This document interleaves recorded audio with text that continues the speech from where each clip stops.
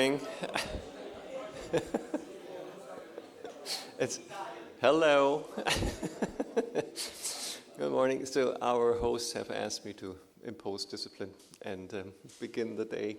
So welcome back, everybody, to this splendid event. This is where we conclude with one session around fiscal space. At the fund, usually we just say there's no fiscal space and move on, but it turns out to be more interesting than that. So we do that. Then we have a panel. Since the panel isn't all that important, we decided we double the time of the paper presentation. No. Okay. So we get started with Leo. The floor is yours. All right. Thanks so much. Thank you for inviting me to present. It's already working. To present this paper. It's great to be here in Rome.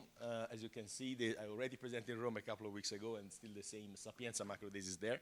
Apologize for that. This is joint work with Hanno Case and Sebastian Rast and Matthias Rotner. They are in various central banks, and the usual central banks disclaimer applies. So the starting point of this paper is to try to understand what is missing in existing explanation of inflation. And the three facts that we want to focus today are showed in the slide. The first, looking at the 70s, but there is evidence also in the most recent inflation episode. These are data for the US.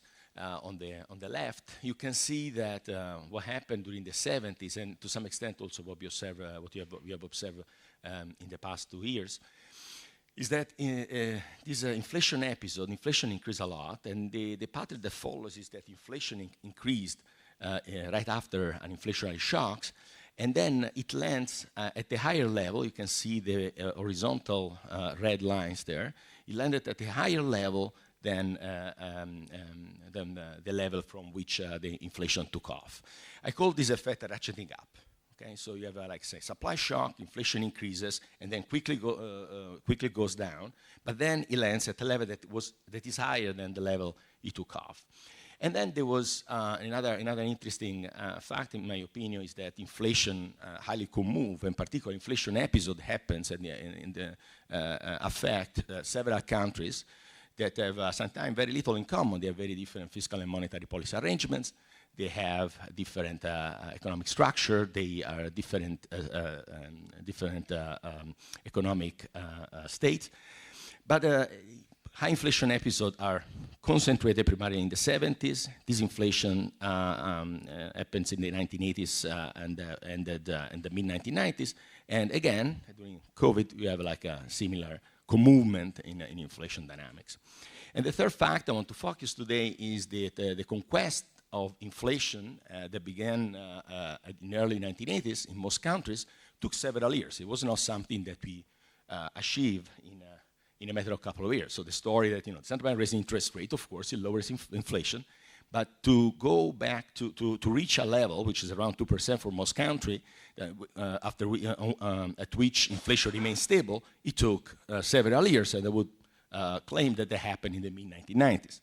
So these three facts, I think, are something that we struggle to explain jointly.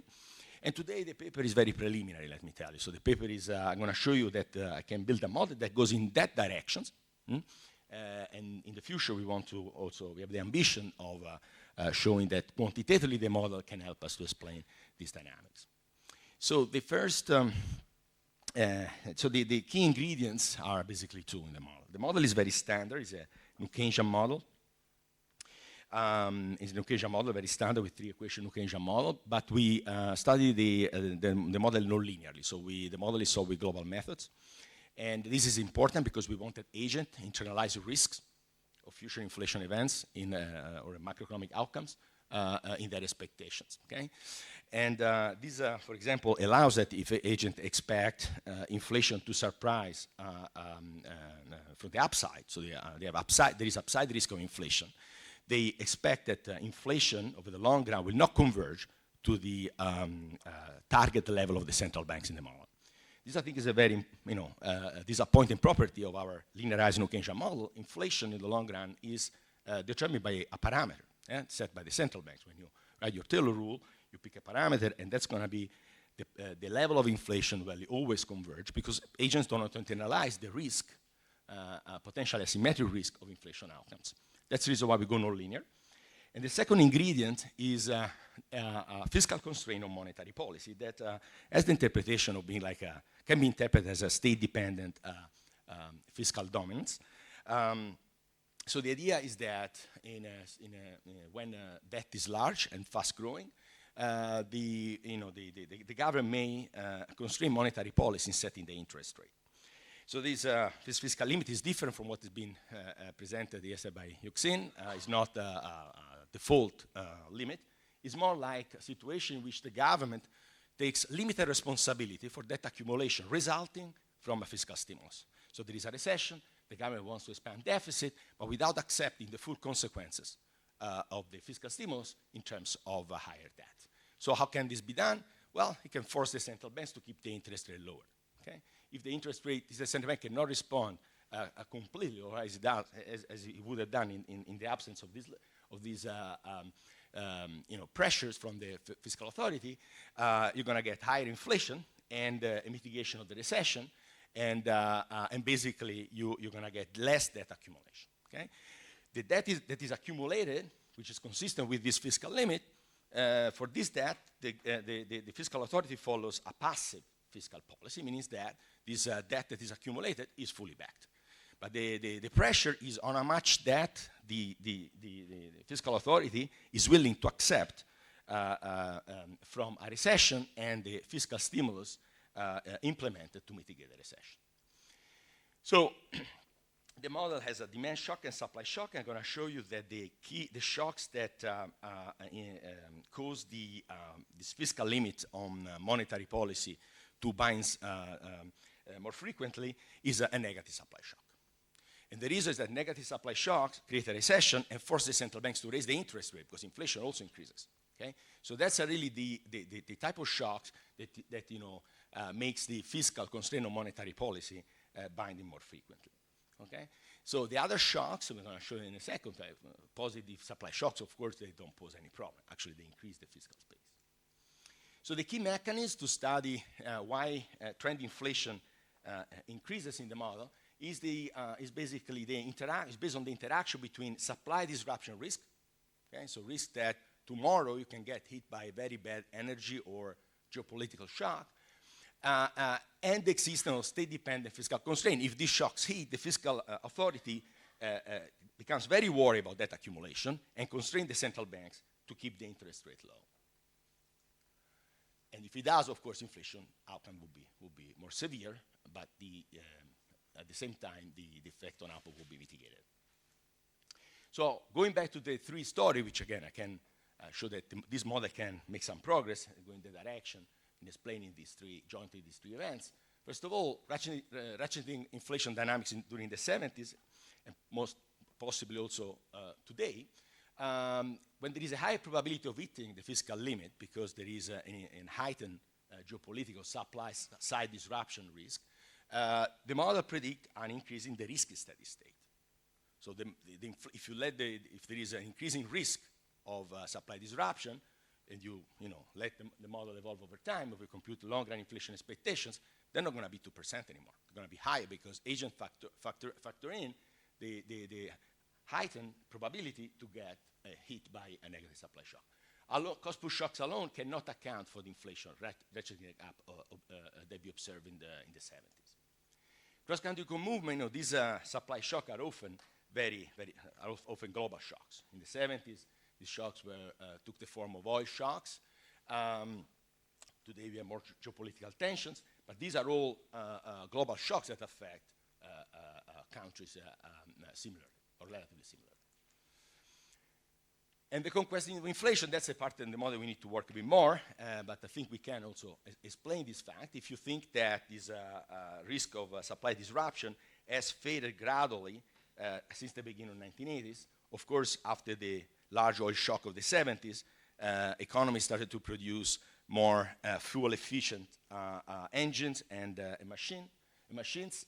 They also increased supplies. There was no new supply coming from the North Sea, Alaska, Mexico. that mitigate the concern of getting hit by a negative supply shock or negative oil shocks in the future.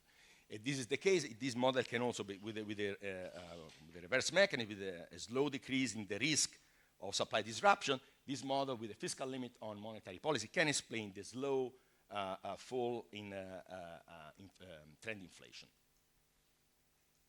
Don't have much time, so let's jump to the model. The model, as I said, is very standard. Is a three-equation Keynesian model, but it's non-linear. That's one of the key features.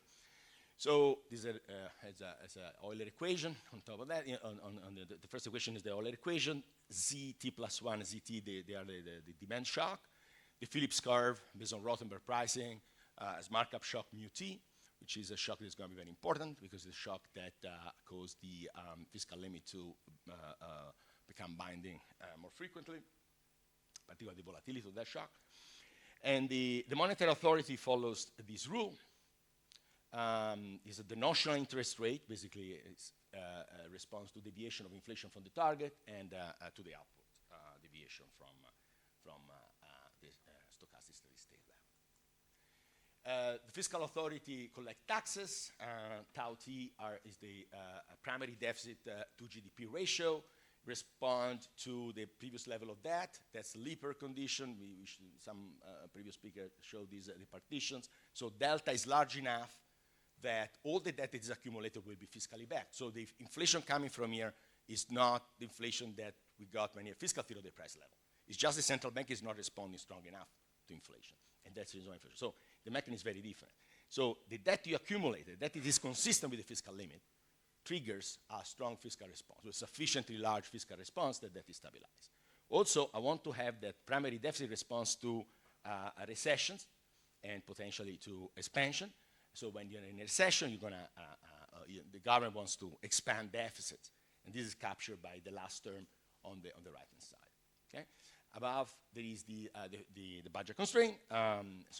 These one-period bonds, and they are going to impose a fiscal limit on that equation. Okay? So the fiscal limit is simple. So basically, when that is sufficient, is above B upper bar, there is a constraint that cannot be passed, and what is adjusting in this budget constraint is the interest rate, RT. Okay? So a better interpretation of what we have in mind to interpret this limit is as follows. When public debt is high, the debt to GDP ratio is bounded from above. So what I can do, I can take the government budget constraint here and divide both sides, this one, and divide both sides of this equation by BT minus 1, and that's what I get. So the growth rate of debt to GDP ratio can be decomposed into R minus G differential, the first term on the right-hand side, and the fiscal stance, where DT would be tau T is the primary deficit over debt to GDP ratio. Primary deficit to output divided by debt to GDP ratio in the previous period. That captures the fiscal stance. When there is a recession, the government wants to expand D, want to stimulate the economy. I showed there is a parameter that links D to the output. And then one way, and so in some circumstances, this fiscal appetite may push the growth rate debt to above the fiscal limit. In order to prevent that, the government put pressure on the central banks that can affect the R minus G differential there. So the interest rate is kept low. That boosts inflation, mitigate the recession, and that basically make R minus G differential to fall.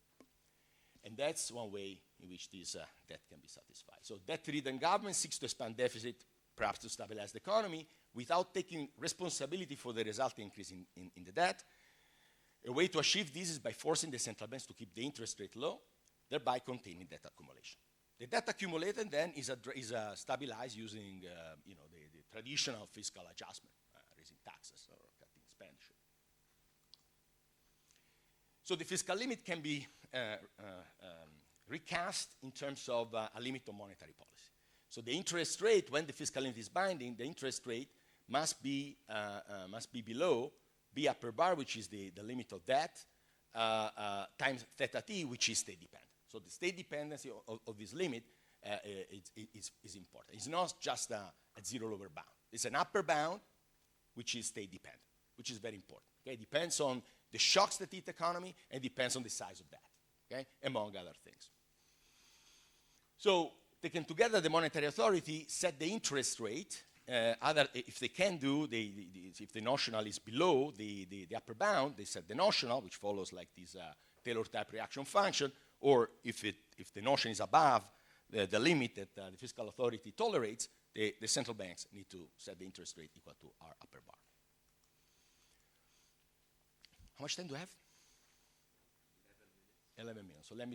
So there is a diagram here where we show a simplified version of the model, in which basically you have two markup shock, low level and high level. And we assume the fiscal policy is such that in all these, that basically the debt to output ratio is regime specific. And basically we assume that the fiscal limit take this form. We don't care about GDP growth, just for simplicity. And we can get this diagram that combine basically the Taylor rule in red, and in blue you basically have the other two equations combined together. This is an equilibrium logic, effectively. And so basically what you have, if the fiscal limit is very high, the equilibrium is the one shown on the left. If instead you lower the fiscal limit, that's the equilibrium in the low markup shock regime, okay? So what happens when you lower the fiscal limit, and the fiscal limit will become binding in the high markup shock, you have an inflation bias. So today, agents expect that tomorrow the central bank will not be able to raise the interest rate to fight inflation, as in the low markup shock. And so today you expect higher inflation.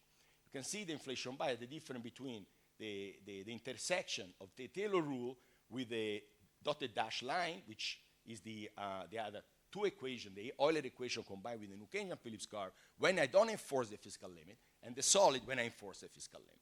When I enforce the fiscal limit, inflation will be higher in the low state of demand. And if you keep lowering the fiscal limit, you can get to a situation in which inflation bias increases, the central bank needs to raise the nominal interest rate, and at some point, it will hit the fiscal limit also in the low markup regime. And in that case, you have inflationary spirals. But let me go to the model. So we calibrate the model in a standard way. We assume a fiscal limit of 5 percentage points. The model is solved globally. As I said, we're going to move to neural network-based solution because it gives more flexibility. In particular, it would be better for estimating or at least to do quantitative analysis. We want to introduce a non-Gaussian shock distribution, a skew distribution of shocks. Neural network solution methods. I have a paper with Kase and Rotner on this that is a very useful solution methods for nonlinear models. So on the right, basically you have the inflationary, so on the left you have inflationary cost push shock, and on the right you have disinflationary cost push shock. The three lines means the following. So the actual interest rate is the blue. The notional, the one the central bank wants to set, is the red dashed line. The black line stands for the potential, the fiscal, the constrained interest rate, the interest rate constrained by fiscal policy. So after a negative cost push shock, which means an increase in price markup, basically what happens, you basically have that the central banks wants to raise the interest rate to fight inflation, but these shocks leads to a very large debt accumulation that is likely triggers the fiscal limit. And so here's the case, for example, for this type of shock, you can see that the unconstrained monetary policy will push the interest rate much higher than what it can, because the fiscal limit has to be respected, and this limit is binding for 2 or 3 periods. And this is what I'm plotting is the response of the nominal rate. This inflation cost push shock does not create this problem because, of course, it's very good when you get the cost push shock. You get a boom and inflation going down, so there is no problem. The fiscal limit doesn't pose any challenge to monetary policy. When you have preference shocks, and inflationary preference shocks poses no problem because inflation increases but output grows So debt to GDP ratio, everything else being equal, tend to fall. And so the central bank can expand the interest rate without creating a major or large accumulation of debt. Okay? This inflationary preference shock is a bit trickier because GDP actually contracts, but inflation falls, so the central bank lowers the interest rate, as you can see on the left. Okay? So lower the interest rate, depending on the size of the interest rate in this nonlinear model, you may not hit the limit.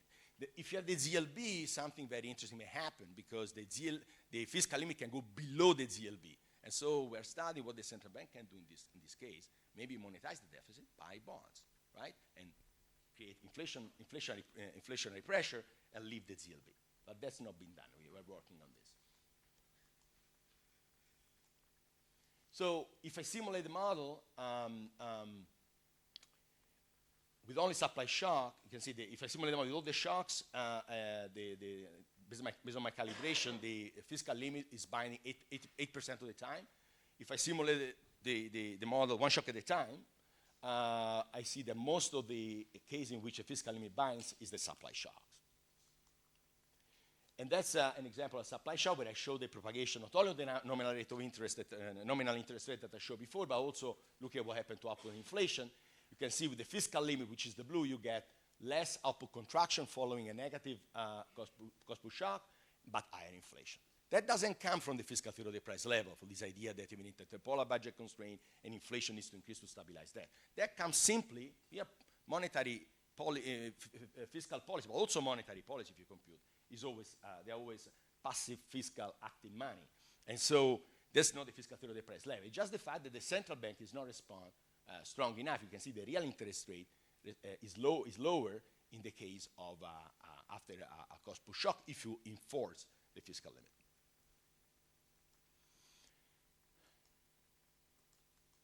That's some blurb on the long-term bonds. What would happen if you introduce long-term bonds? But let's focus on what is most interesting here. So this is the distribution of inflation outcomes. If you don't impose the fiscal limit, shocks are Gaussian. So the distribution of future inflation outcomes is completely symmetric. Is the dash a golden line? As you introduce the fiscal limit, and there is some chance the fiscal limit may become binding in the future, you get a tail risk over there. So that's the inflation tail risk because agents understand that there is a limited responsibility from the government in the debt that is willing to back by future fiscal adjustment. And that's create this tail risk on inflation. If I increase the standard deviation of the markup shock, the tail risk becomes even more severe, right? Because the frequency at which the fiscal limit becomes binding increases. And so you can see that if I take the mean of this inflation, so this is the Ergodi distribution, so it would be the inflation outcome very far away in the future, very far into the future. You can see that the average inflation from 2%, which is the target of the central bank, is the deterministic steady state. The stochastic steady state or risky steady state are captured by this vertical line. As I increase the volatility of the cost push shocks, I'm going to get higher inflation, longer inflation expectation because the fiscal limit becomes binding more frequently. So simulation I don't have time to show. I want to show this picture and then I conclude. So this is a sequence of negative supply shocks. Associated with the increase in supply shock, I also have an increase in volatility of the supply shock. So in time 0, you get hit by the first shock, and the volatility of cost push shock is doubled. Period 10, you get another shock of smaller size, but with stochastic with the volatility further increased. Period 20, you get a third shock, and the stochastic volatility also increases. And what you can see in blue is in the model, the nonlinear New Keynesian model with fiscal limit, and the red, the nonlinear New Keynesian model with no fiscal limit. The interesting part is the ratcheting up. So you can see that inflation increases after the cost push shock, but it lands to a level that is higher than where it took off. That's inflation is ratcheting. You can see that these are basically where the inflation lands and stay after the shocks is basically the stochastic steady state, the risky steady state, the steady state that incorporates risk. So if I simulate the economy without shocks, that's where the economy will go. The economy, inflation will not go to the 2% inflation target. It will go after the third shock to somewhere above 3%. Okay, and as you can see in the data, after an oil shock, an energy price shock, inflation increases and rapidly and quickly falls, right? But the question is that trend inflation don't fall, trend inflation keeps increasing. Okay, that's very hard to get in a standard model, and even in a model, in a nonlinear model, unless you have you have like a skewed distribution of a cost push shock, it's very hard to get. But even if you have skewed cost push shock, the model is still quite linear, and you don't get such a large effect. You need to have some sort of a kink in the model, then in this case is provided by the fiscal limit of monetary policy. Of course, another thing I want to show you is that with the fiscal limit, without the fiscal limit, you will have a period in which debt to GDP ratio will keep increasing. Here instead, debt to GDP ratio actually is falling, pretty much like what happened in the 70s. That doesn't happen because of the fiscal theory of the price level mechanism. Inflation increases and this erodes that because monetary policy is fast. That happens because monetary policy is constrained by some sort of fiscal pressures on the government that doesn't take full responsibility for the spike, the red spikes over there. I conclude with just one word. I think I explained pretty much what's going on, is the interaction between this cost push shock, supply disruption risk and this pressure the fiscal authority may inflict on monetary policy. I will conclude with a more general statement in which macroeconomic stability is a global public good, and that's very important in order to have inflation stable.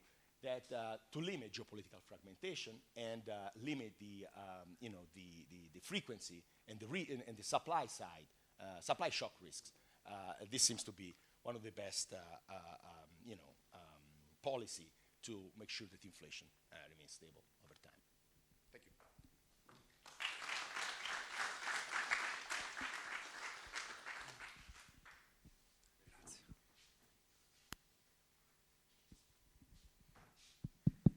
So good morning. So it's a great pleasure to discuss Leonardo's paper. You need to know that Bank of Italy every year allows researchers to attend courses. And 2 years ago, I attended a course about fiscal monetary interaction. And guess who was the instructor? Professor Melosi. So this discussion is based also on your class. And it's a pleasure. So the paper is a standard new Keynesian model with Rothenberg adjustment cost. There's a clear separation of objectives. Monetary policy is always active, fiscal policy is always passive. In order to ensure that sustainability, the government can rely on lump sum taxation. And the key novelty of the paper is that there's an exogenous upper bound on the debt to GDP ratio. So the right-hand side of the first equation is the law of motion of debt. And the debt to GDP ratio in every period has to be lower or equal than B bar. Now that is an inequality involving many variables. It could be interpreted, for example, as a lower bound on the primary surplus that the government has to run to ensure fiscal sustainability. But what Leonardo does is to flip the equation and impose an endogenous upper bound on what the monetary policy can do. So following a standard Taylor rule, monetary policy is forced to set the interest rate to a lower level than the one on the right-hand side of the second equation. And that bound depends both on fiscal and monetary and macro variables. Now, because the authors takes seriously into account debt inequality constraint, which implies a nonlinearity in the model, they solve the full nonlinear model relying on global solution methods. And this feature is very important in my view. So the two main policy conclusions are the following. As Leonardo was saying, narrowing fiscal space generates an inflationary bias because the monetary policy cannot increase interest rate as much as a standard Taylor rule would imply. And the second policy conclusion, which I found very interesting, is that counter-cyclical fiscal policy actually can worse things. So when a bad shock hits the economy, there's a recession. If the government increases primary deficit, this shrinks the fiscal space, the constraint is more likely to be bind, and this is not good for macroeconomic stabilization. So it's a very clear contribution, it's very well written, it's very timely, energy shock. What Anna was saying yesterday, geopolitical risk, which could be modeled as cost push shock, which is the main shock, which makes the difference in Leonardo's and Cotor's model, and this policy relevance. Now, what I want to show you is that the fiscal constraint embeds significant welfare cost, which is decreasing in B bar. B bar can be interpreted as fiscal prudence. So the lower B bar, the higher are the welfare costs. And importantly, those welfare costs are larger than those associated with the other big constraint in monetary policy literature, which is the zero lower bound. And the other point I want to raise is that fiscal constraint has very important normative implication. So what was the optimal fiscal policy in a standard new Keynesian model? Because of that constraint, is not more optimal. Leonardo is more ambitious, and the optimal thing to do is to have a counter-cyclical, targeted, and compensated fiscal policy. If you have these three ingredients, then still fiscal policy can be effective at stabilizing the economy. So in my view, Leonardo paper is not about less fiscal policy, but better design of it. So prioritization of spending needs could be very relevant. So in order to make these 2 points, I needed to solve for the model, which is not so easy because policy functions are 4-dimensional objects, which are even difficult to visualize. But this is what I get. So these are the welfare losses in terms of consumption equivalence variation for different values of B bar in an economy characterized by a debt to GDP ratio in steady state equal to 100%. You're very at that. So as you can see, the welfare costs are decreasing along B bar, and for a value which is relatively higher than the steady state value, welfare losses is more than double than those associated with the zero lower bound. The reason for this is that the lower B bar, the more likely is the constraint to bind, and moreover, the higher the fiscal prudence, the higher is the inflation, and the lower is consumption because of the Rothenberg adjustment mechanism. Of course, we want prudence, and governments should do their homeworks. So the beauty of global method is that it allows to differentiate for the initial condition. And therefore, this slide shows what happens after a cost push shock in 2 economies, which differ only in the initial level of debt. Of course, in the red economy, which has accumulated fiscal space, when the bad shock occurs, the constraint is not binding, and therefore this allows the economy to absorb better the shock. So what kind of fiscal policy we want in the Leonardo's paper? So as he was saying, fiscal policy follows a standard rule. He wants to stabilize debt to GDP ratio, he wants to stabilize output, but more counter-cyclical fiscal policy, if the government relies only on lump sum taxation, it actually is counterproductive. If the government runs a deficit when the bad shock occurs, the constraint kicks in and the inflation is higher than otherwise. So you don't want, in this model, a counter-cyclical fiscal policy. Now suppose I consider the optimal fiscal policy in a standard new Keynesian model, and I give the possibility to the government to influence the marginal cost of firms. So the idea is to when a bad shock occurs, cost pushes brings up inflation. The governments gives a production subsidy to firms so that inflation is more or less stabilized. In a standard new Keynesian model, this would work, this would optimal, but actually in this model, this is not anymore the case, because even if the payroll tax rate decreases and the marginal cost, the actual marginal cost of firms goes down, still the government has to pay for that discretionary and targeted fiscal policy.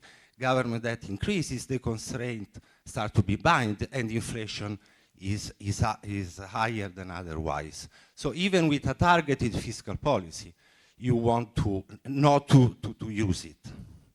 Okay, but since I work in a public finance division, I want the public finance division to stay there. And so I go even further, and I say, I want a counter-cyclical, discretionary, targeted, but the government takes into account that he needs to cut other expenditure in order to be effective. And if these three conditions are met, then you get it. Because the subsidy allows the inflation to keep slower, and at the same time, the other expenditure cuts prevents the government debt to increase so much so that the constraint is not anymore binding, and therefore fiscal policy is still useful to stabilize the economy. So all this to say, go for the optimal fiscal and monetary policy in your framework. That will be very useful. Thank you.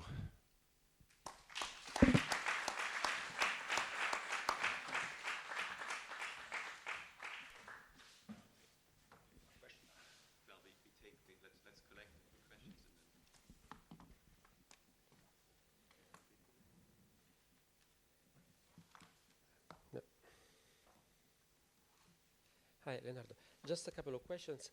I mean, your framework seems very useful to reason in terms of different macroeconomic policy frameworks, no? And to add some realism to your framework, do you think that one can imagine that B upper bar and R upper bar are not thresholds that you can trespass, but are something that if you trespass them, you have some convex costs? For example, I think about the European framework. No, you have, in a sense, this 60% debt to GDP criterion, which is something which is embedded in the rules, but is not so impossible to cross it and still survive. And at the same time, we don't have R upper bar, but one can imagine that if a large country is near B upper bar, there are some costs for the central bankers to ignore this element. So if you switch to a framework in which B upper bar and R upper bar are not something which you cannot surpass, but something that impose a cost if you surpass them, they could be more realistic in many institutional settings. Second point, it seems that your paper could be useful for Christina, because yesterday Christina highlighted this stylized fact that fiscal expansions are the nexus between fiscal expansions and inflation is stronger in high debt countries. And in a sense, this fact was lacking a theory yesterday. And it seems to me that your theory sorts goes in that direction, rationalizes a little bit this finding. Am I wrong?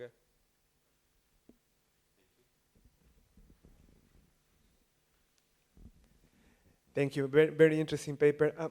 Since you're pushing the quantitative side, one of the things that caught my attention was the movements in debt you show seem very small. Like in the US, for example, during COVID, debt to GDP increased 20%. Over the last 20 years, 60%. So is it just a matter of calibration, or what are your thoughts about that?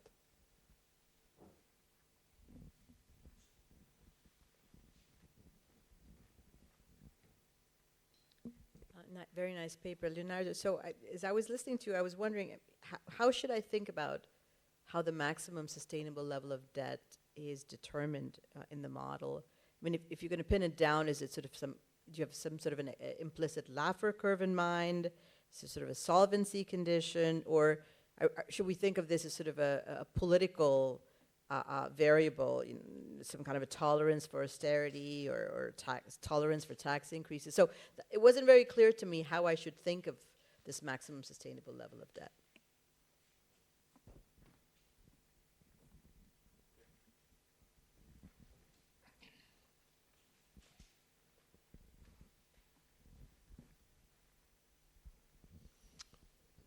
A little bit related to that, but I mean, a couple of examples I know where these kind of things happen. So Denmark and Sweden in the like late 80s, early 90s. What happened when these kind of things became a concern was that you had the fiscal and monetary policy reforms. So in Sweden, they just like changed to inflation targeting and very strict fiscal rules. So it seems to me like in this framework, if these concerns about the inflationary biases and so on, if they really became a big constraint, then you have one lever, which is to reform policy.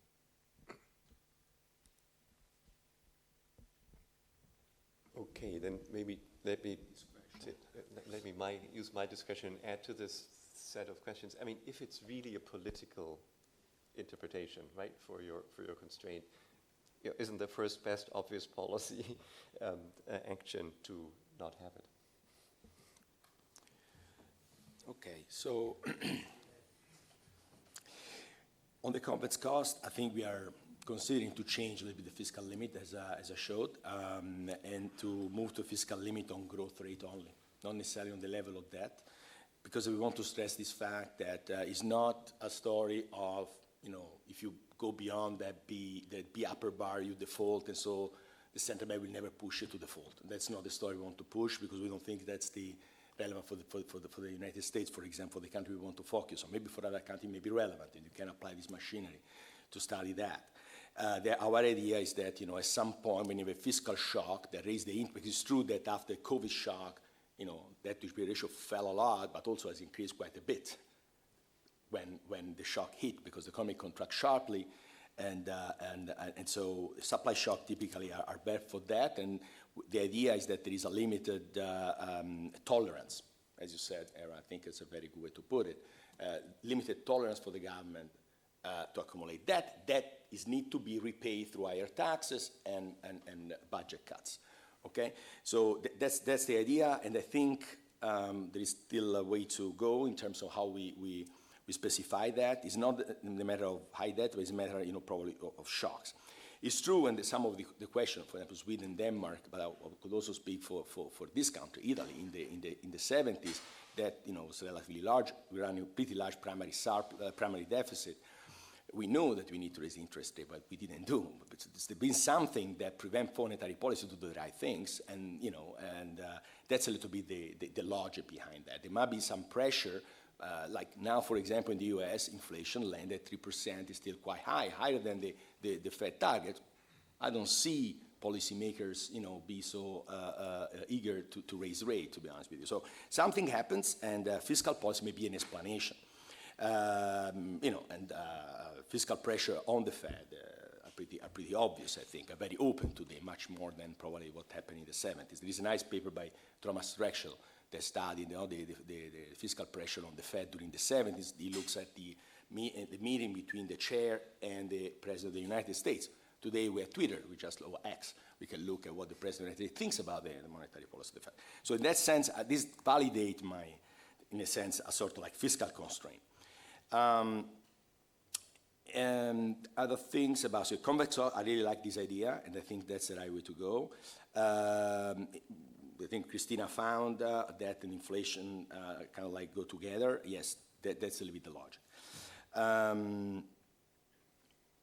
The other things that have been said, so it's exactly, this is a political interpretation in a sense. It's not fully micro-founded, but it's the idea that you may have some constraint on the Fed. It's not really the fact that you expect that the share of debt is fiscally unfunded, and so you start guessing the share of debt that is unfunded. Here is the fact that you don't accumulate debt to begin with, right? Because if you accumulate debt, the government will take care of it, and market thinks that all debt will be at some point, repaid through higher taxes or budget cuts. So it's a kind of different mechanism. Also, how inflation emerged here is different from other papers I worked with the fiscal theory of the price level. And the other thing that's been said, I think I covered pretty much all the question. The question, there was a quantitative question about debt to GDP, not responding much. The paper is very, very, very preliminary. We are working on the fiscal limit. We are also working on the empirical part. As I said at the very beginning, the three facts I want to explain are like wishful kind of like a direction. We are confident we can take into account that debt to GDP ratio is expressed in using quarterly GDP. Okay, so it's kind of like divided by quarterly GDP. The other thing is that it depends a little bit on the shocks, right? How it varies. What we think is very important is that the effect of this fiscal limit, which will vary as I change the formalization of the fiscal limit. What I think I like is that the risky steady state inflation is increasing quite a bit. That's the hard part. But yes, the quantitative part is simply not there, and we're still working on making the model quantitative. That's the direction. And I like very much. I want to thank you, Francesco, for the discussion. It's very useful, and I think maybe we should probably say something. So another way to read the paper, and I totally agree with Francesco, is to look at the paper not from the side of monetary policy, from the side of fiscal policy. You can do something as a fiscal authority to find in a situation to tolerate more debt. If you do the right things, maybe into fiscal rule as they did in the Scandinavian countries, or you do the right things on the fiscal side, you don't find yourself in a situation that debt becomes so high that will require a massive fiscal adjustment or an untenable fiscal adjustment. So I totally agree with this view. But if I open the Pandora's box opting on a fiscal monetary policy, also there are different strategic behavior the central bank can take. It can go inertial. Of course, you need reputation not to hit the upper bound. Again, probably the world is more complicated than that. But I agree that the story behind that is something wrong on the fiscal side is done to start the whole story here. Okay, if you have low debt or a situation in which fiscal rules always make sure that interest will remain low over the long run, then you are in a better situation. And maybe this is not the relevant paper to think about these countries. But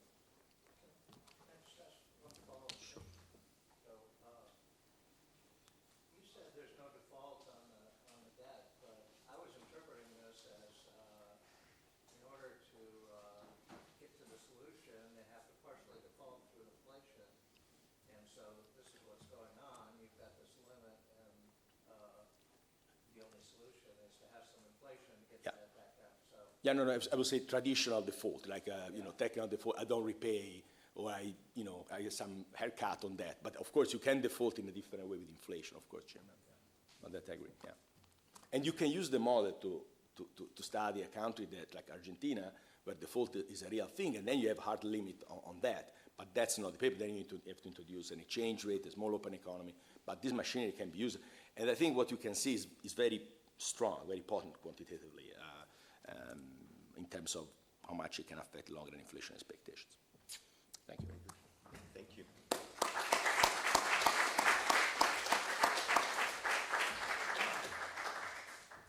All right, so we go from modeling to asking very complicated questions to normal people.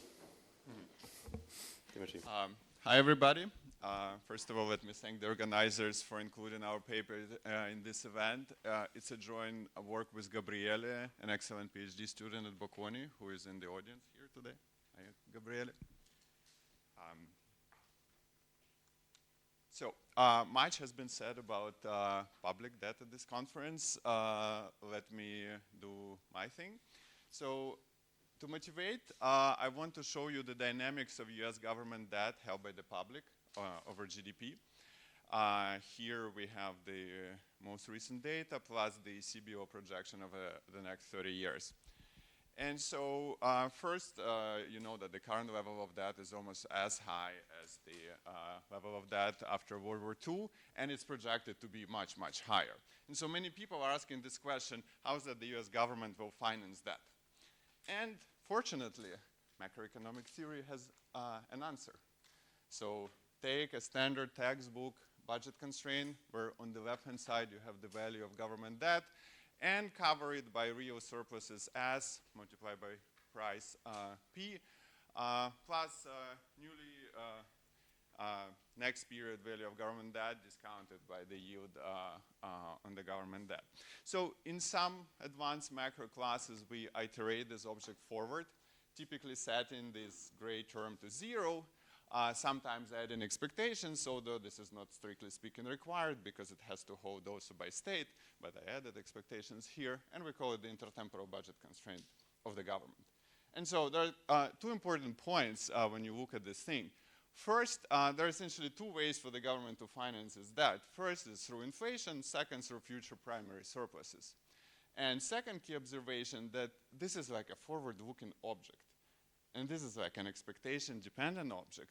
And this expectation can potentially affect many things in the economy, like aggregate demand, through firms, through households, debt sustainability, through bond traders, even political outcomes, because voters vote, and they may have some expectations about how is that the government will be able to finance its debt. So in this project, we asked this simple question, what is that households in the US think about future government financing? And so the way we answer this question, we run a representative survey of on households in the US, ask a bunch of questions, get our results, I'll show you them, and then we take these results, stick it in the standard New Keynesian model to show that this kind of measured expectations matter. There is a related literature, but let me skip it in the interest of time and continue. So when we started this project, we initially started piloting these questions, asking ambitious, open-ended questions. And so we actually, there are two interesting things that we observed there. First, we already saw our main results in these open-ended questions. And second, we saw that people actually have many more methods of government debt financing in mind than just inflation and surpluses. And so we sat down and wrote this slightly richer flow budget constraint of the government, partly motivated by what we know, partly motivated by this open-ended answers that we saw in pilots. So here on the left-hand side in red, we added default. On the right-hand side in green, we added the possibility of selling or renting government property, like privatization, money printing in brown, orange. And then we kind of added and subtracted future value of government bonds discounted not by the government yield, but some alternative interest rate or yield. It can be like privately issued safe assets or something else. And so we get this blue term, which, I mean, at this conference, we discussed it already many times. Like it can be liquidity yield, it can be, say, preferences for safety. Yesterday we talked about financial repressions. I mean, anything that introduces this wedge. Like speculative bubble can also be recasted in that form. Yeah.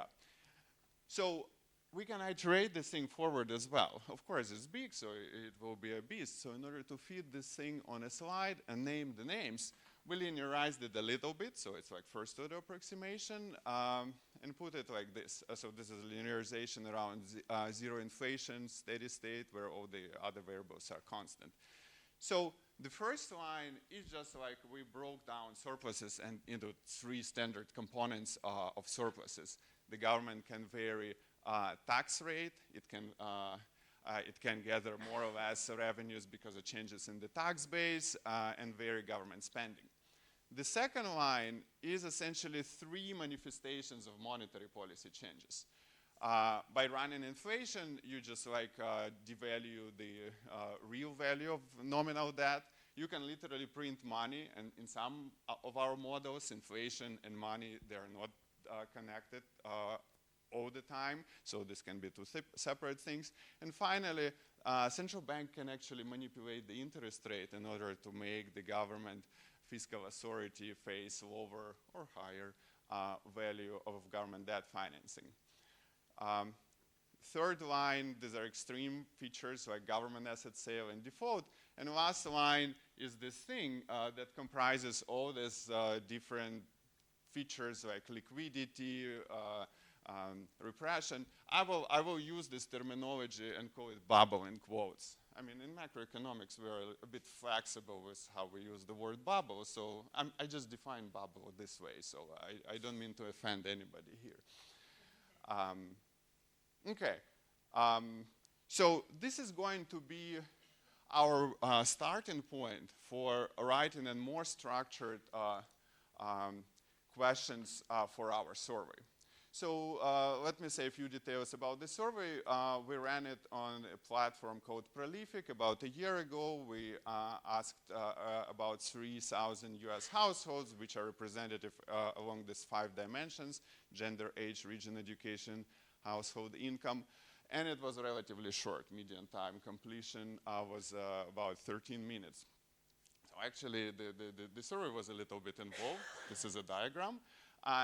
What I will be showing you today are the results from these red boxes. And I will skip a lot of stuff in the interest of time. So essentially, we ask some initial questions about debt to GDP, surpluses, and then split all the people into 3 groups.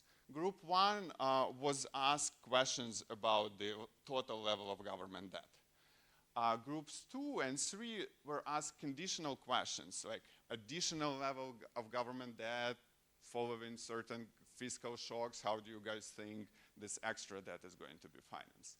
And so, and of course, we collected demographics, income, and stuff like that. So, let me spend some time showing you how we turn that budget constraint into actual question, because this is the key part of what we do.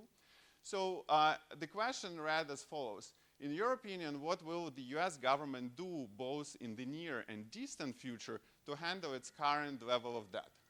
And so these 9 options plus this other component, open-ended thing that you can write, represent those terms in the budget constraint. The first 3, primary surplus, the second 3 in green, monetary effects, yellow one, these are extreme forms, and what I call bubble, red, something like the government will keep borrowing, rolling over the debt potentially forever, even without collecting revenues above government spending on goods, services, and social programs, but not interest rates. I mean, textbook definition on what we call a bubble. Of course, it was all randomized. I mean, no colors. It's just like for us to better understand what's going on. So here's the result. So this histogram shows the fraction of people that chose each of these options. And every respondent can choose like as many as they can. A median number of choices was 3. And you can see like this surplus components here were quite popular. Inflation was popular. This bubble thing was popular. Other things a bit less. Okay, interesting. So now, of course, when you choose like 2 methods of government debt financing, we have no ability to know which one do you think is more important. And so we decided to go a little bit quantitative just to assess like what do you think, is it like surpluses or inflation? And so we asked this question that we have here at the bottom right. In your opinion, what percentage of the US national debt will be handled by each options you selected previously? So as a minimum, we will be able to treat these answers as relative importance of these different components. But of course, in the paper, we're going to be heroic. And we literally will take these numbers as if representing people's expectation of values of all those components in the budget constraint. And so this is what we get when we tell them to assign the numbers. So some highlights: together 3 of manifestations of surplus go up to 45%, less than half. Inflation, surprisingly, at least to me, in people's minds, will only be responsible for 11% of that financing. And so default, government asset sale, I mean, they're there, but mainly non-existent. And what's surprising, and this is, I view as like one of the main results in the paper, is that people kind of think about this bubble as being an important thing. Okay? So we did few things to try to look deeper into this bubble. So these people who picked this component, we asked them a follow-up question.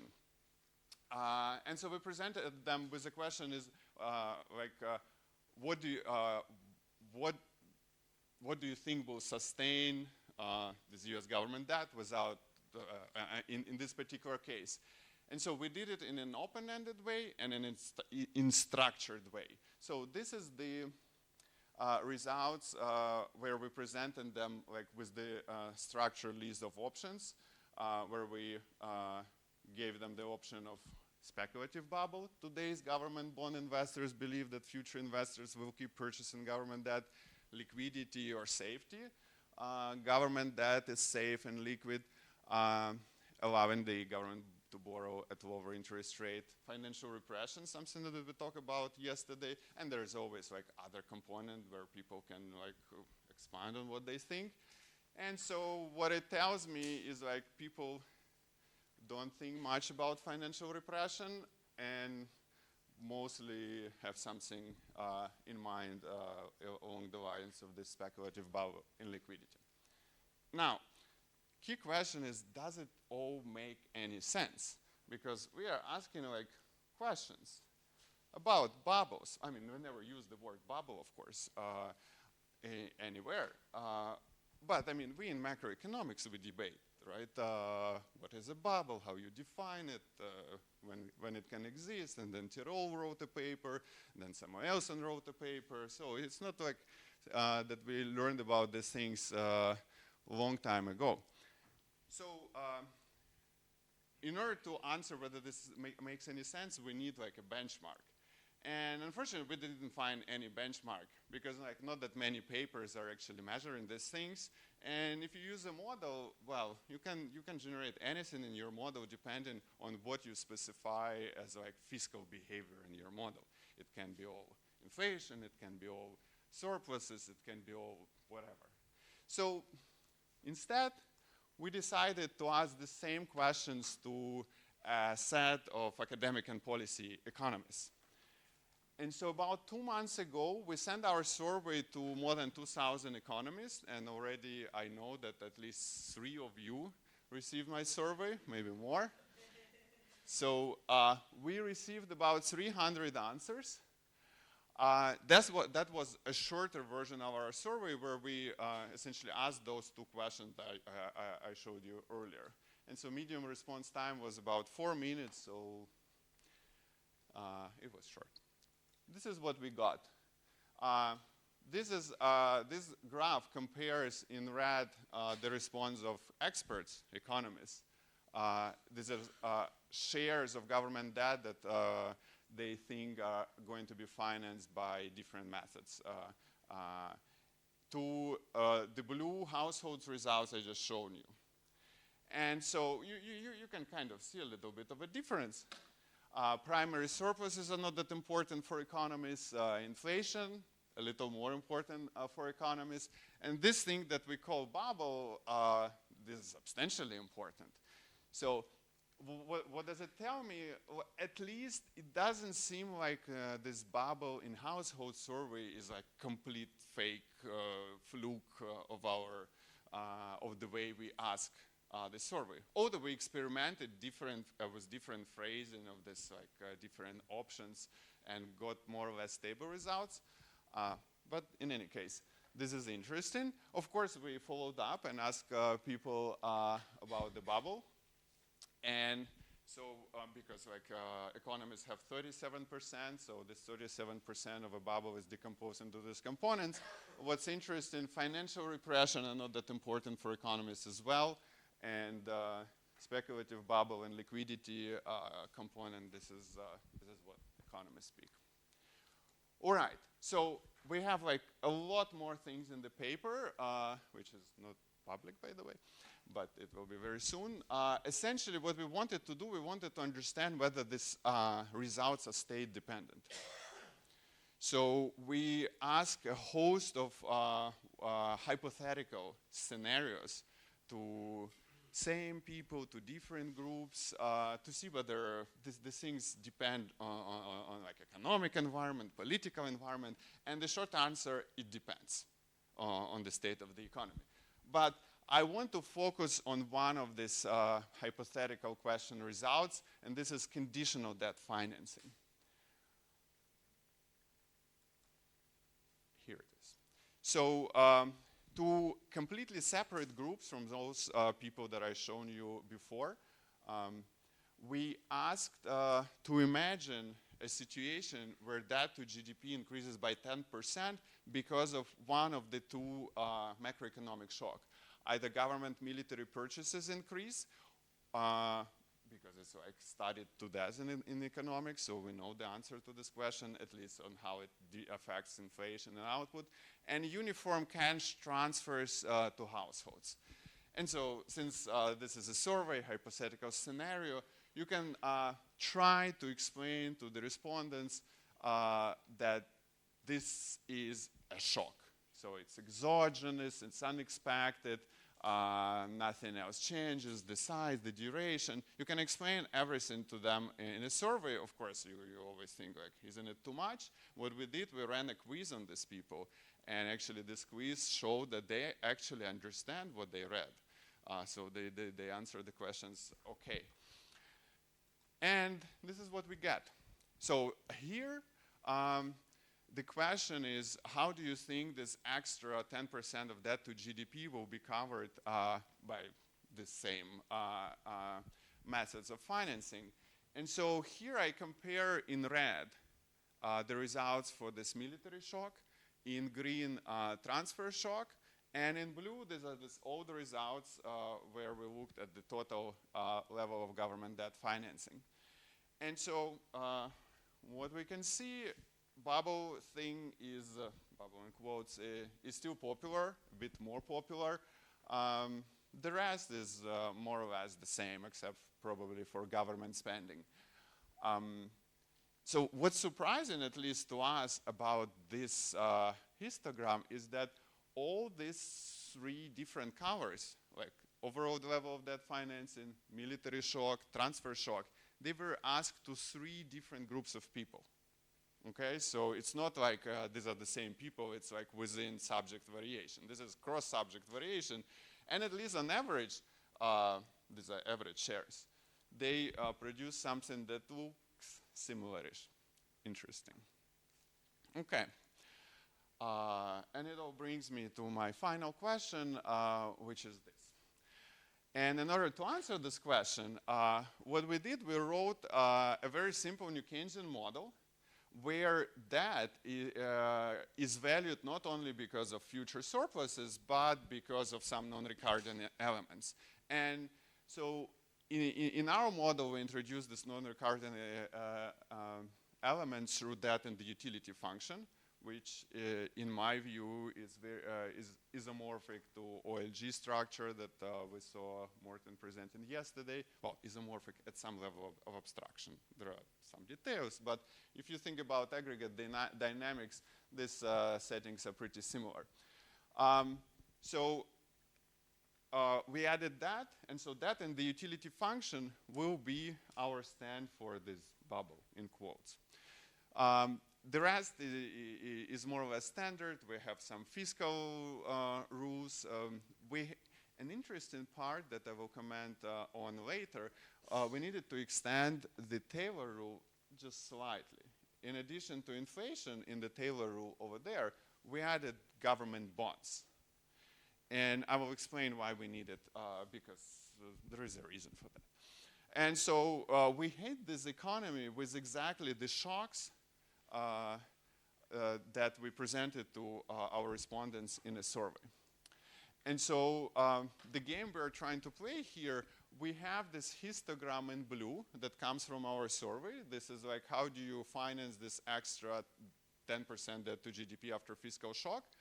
And what we do, we first pick standard parameters of all the variables in the literature, but when it comes to policy parameters, we try to pick them so that this model-generated histogram matches the survey histogram in blue as well as we can.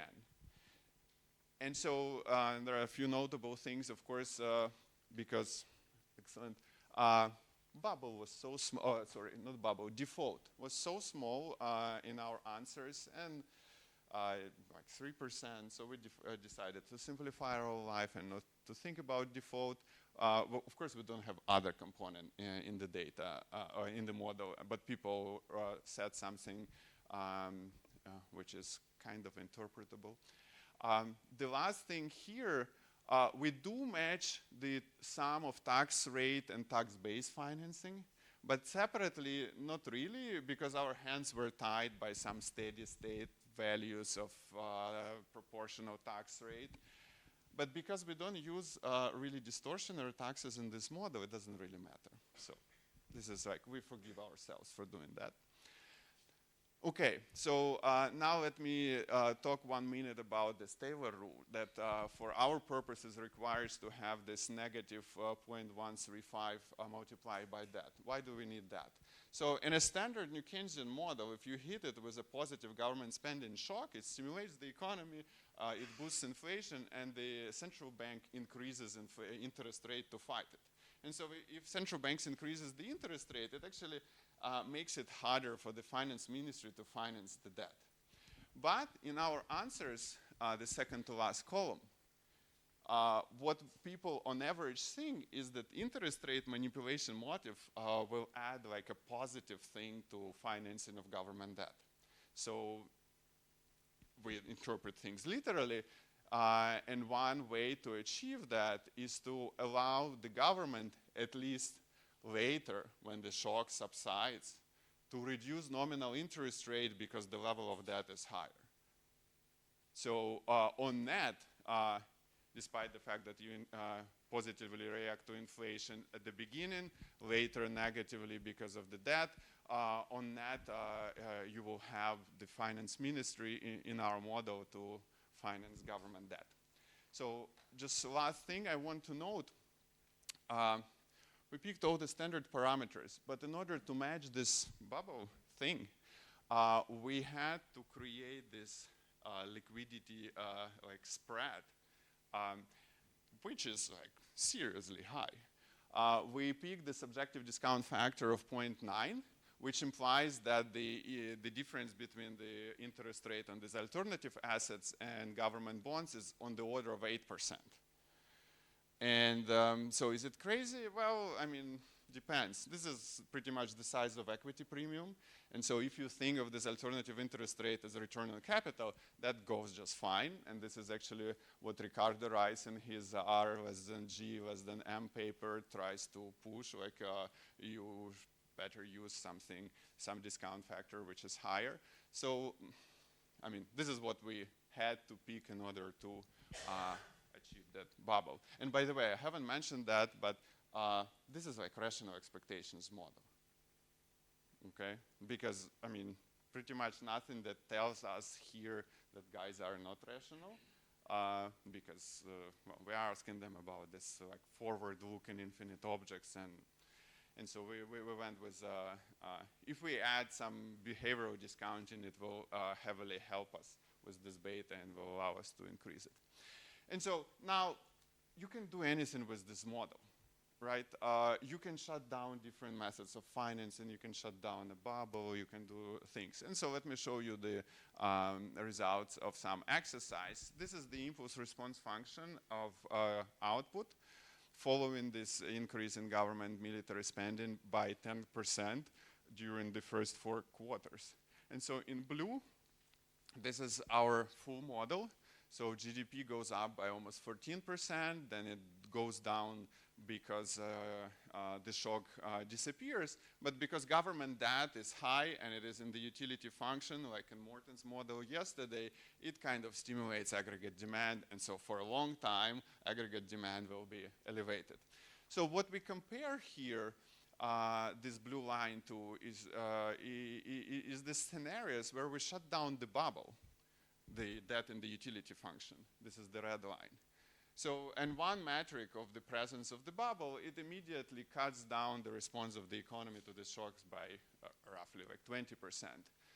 Then it turns out that the presence of this debt-sensitive Taylor rule is also important. I mean, our guys are rational expectations people, they're super forward-looking, and to them, this fact that government reduces interest rate in the future kind of also boosts the economy today quite a bit and roughly responsible for 20%. So this is just one experiment you can do.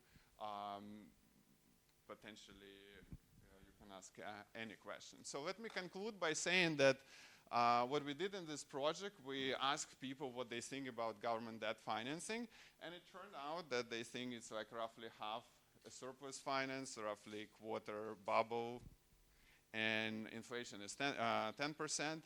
Experts put much higher weight on bubble and inflation and lower weight on surpluses. And so we try to argue that this measured expectations alter the macroeconomic dynamics, and I showed you one such experiment. Thank you very much.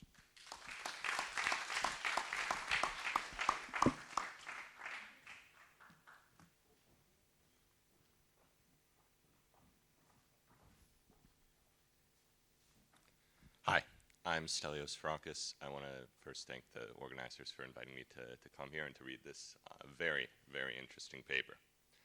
So, high debt is a concern for policymakers. This is the reason, well, one of the major reasons all of us are here today. And there's a huge literature that has looked at how governments have financed their debts in the past.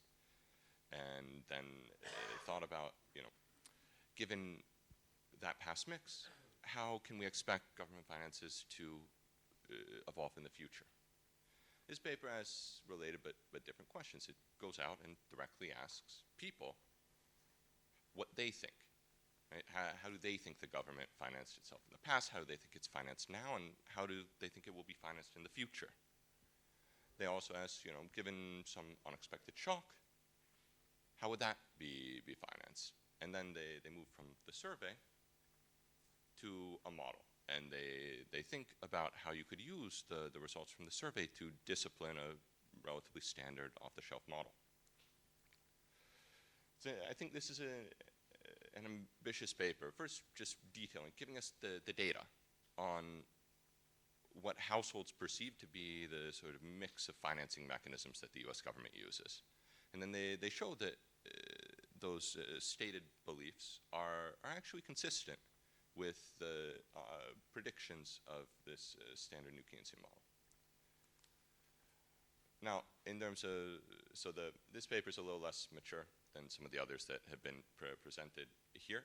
And so based on the version I read, the suggestions have mainly focus on sort of exploring these dimensions of heterogeneity a little more, and looking into whether people's reported beliefs are actually consistent with their reported actions that they've taken with regard to their own finances. I think that's key because the second part of this paper takes the beliefs and it puts them into a model. And there, the agents in the model are going to act sort of based on these beliefs. But when people answer survey questions, sometimes objections arise that they're sort of doing a quiz, right? And that the answers they give to that quiz may be divorced from the framework that they use to make decisions in their everyday life. But in the model, these are going to be one and the same. So it's important to verify that for the people reporting them, they are close to one and the same also. And then I'm going to talk a little about expanding the model exercises and what we do there, showing why it's so important to have these data, even if you aren't directly interested in surveys, why it matters for everybody who works on macro and fiscal policy. So, overall, the contribution here, as I see it, is just first providing us these data on these perceptions. There are a couple surprising outcomes here. In particular, households believe that a significant fraction of spending is not funded, that it's not by money and, not by surpluses and not by monetary financing, but that it's just completely bubble supported. It is true that when asked a hypothetical about what they would do if the bubble popped, they do say that the government would raise surpluses instead, sort of in that off-equilibrium outcome. They don't really think that the mix of financing mechanisms varies a lot based on the nature of the fiscal shock. And there's actually quite a lot of cross-sectional variation across personal characteristics with respect to which financing mechanisms people believe the government will use. And then there are a couple points where there's sort of very big deviations between what households think, what experts think. And finally, and so this is the part of the paper that I think could be expanded significantly, they use these data that they've collected to discipline some key parameters in this new Keynesian model. So I'm going to first talk about the data, some curious things, and then some things that I think they could do to verify that these beliefs that are reported actually influence decisions that households make with regard to their own finances. And then I'll talk a little about the model. So there's a sort of very brief exploration of heterogeneity here. There's some surprising results, in particular regarding inflation and monetary financing. For one, I'll give you an example. People over 65 think that the government will, all else equal, they assign a 5% lower share of financing to inflation, but a 4% higher share to money printing. And that sort of thing is sort of consistent across all the groups that they break out separately.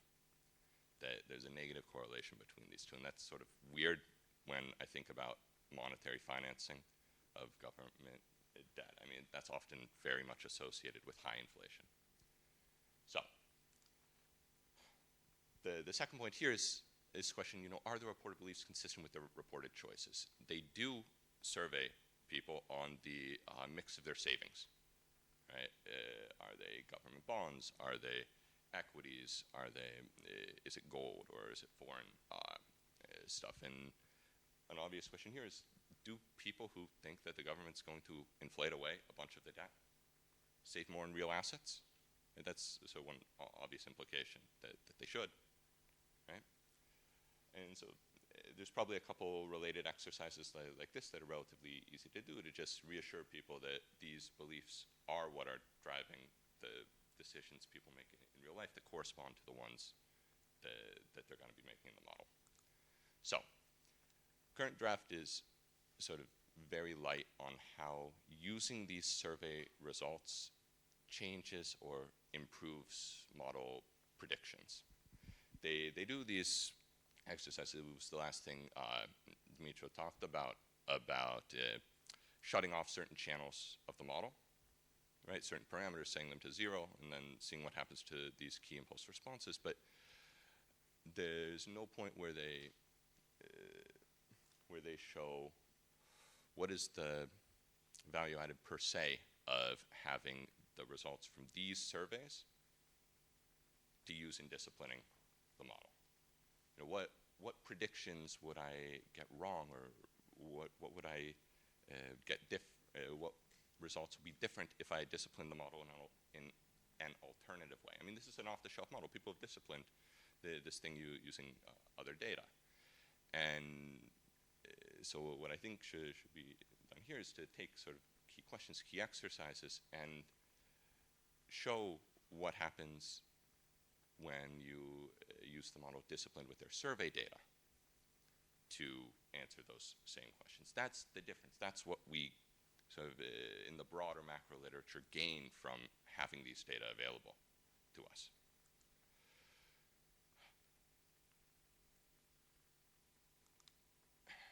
And the last thing is when you do this sort of thing, when you compare models disciplined in different ways or models disciplined using the same data but with different mechanisms, a key question is always, well, why should I believe one model over the other?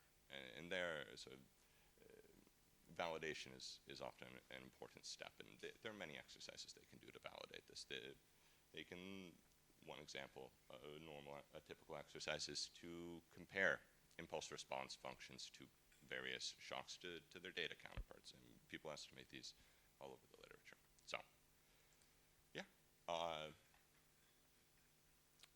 There's some other notes here. It would have been nice if for the default question they could follow up with a question about how likely they think a default is or what they think the haircut would be. There was some of the terminology points I was a little confused by. They mean tax base as like growth, economic growth, and I don't know. I typically interpret that term as changing the set of transactions that are taxed and removing exemptions. The model that they put together doesn't have sort of growth per se in it in the first place. I think here when it comes to mapping things in the model, you just put those two together, tax rate and tax base, and that the model doesn't really do a good job of distinguishing between those. I was also a little misled by using this term bubble to mean more than just a speculative bubble, but it's made clear later. So yeah, I like this paper. I thought it was an interesting paper addressing some key questions using these survey-based methods. I think these model experiments should be sharpened a little and extended. And at the end of the day, though, this is some really rich data that we can use to address questions they brought up here and many related ones. I'm looking forward to reading the next draft. So, thank you.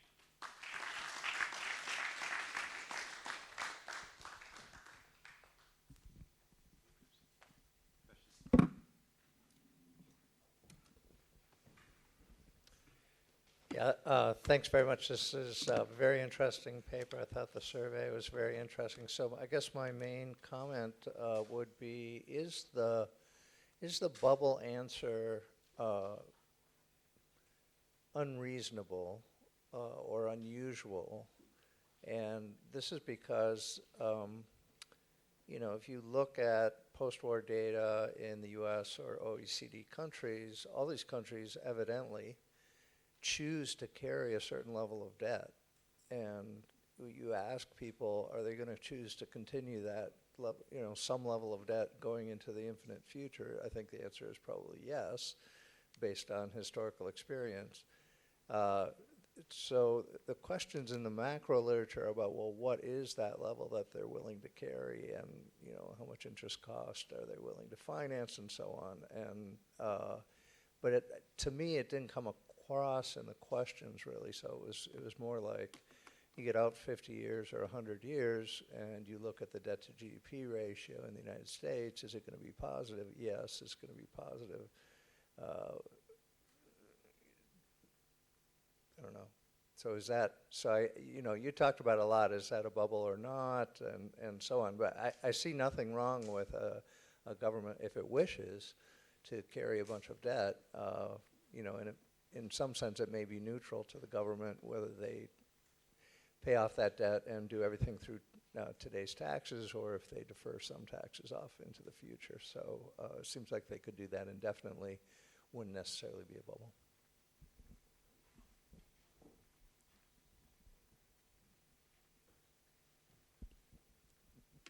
Hi. So I was wondering, like when we look at CBO projections, one of the way that maybe to close the debt to GDP gap, one of the reasoning would be, productivity growth, a role of AI as we look forward.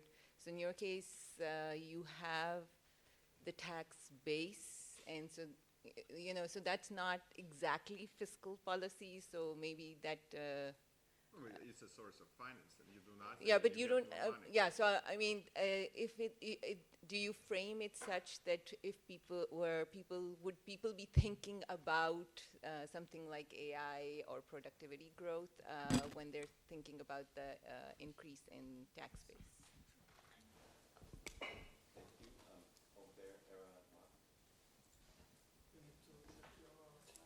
Thanks, thanks, Dimitri. So I'm going to, it's more of a comment than a question.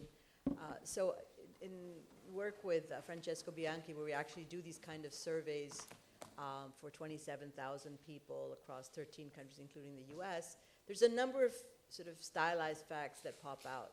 The first is that there's a huge perceptions gap. In other words, people in high debt countries, including the US, massively underestimate the level of debt in their country. So it could be this bubble thing just because they perceive debt as being really low. So that's one thing. The second thing is that they have really limited understanding of basic fiscal relationships. So when we test them, when we do a little bit of a quiz where we ask them, you know, when taxes go up, what happens to deficits, or when taxes go down, or when government spending goes up, and we explain what these things mean when the government collects more taxes, or what happens when budget deficits go up, what happens to debt. Invariably, understanding tends to be very weak. So that's one. So these misperceptions are important because then sort of, cast some doubt in terms of what are they really thinking about in terms of, financing. So that's one. The second thing is they think about things in terms of salience. So most people feel that government debt will not be financed through spending cuts. So this is sort of and particularly in the US, it really stuck out in the US data that people don't believe that the government will cut spending, and everyone has priors that tax levels are high. So there is this kind of a perception of how you think about adjustment and also on who it will fall.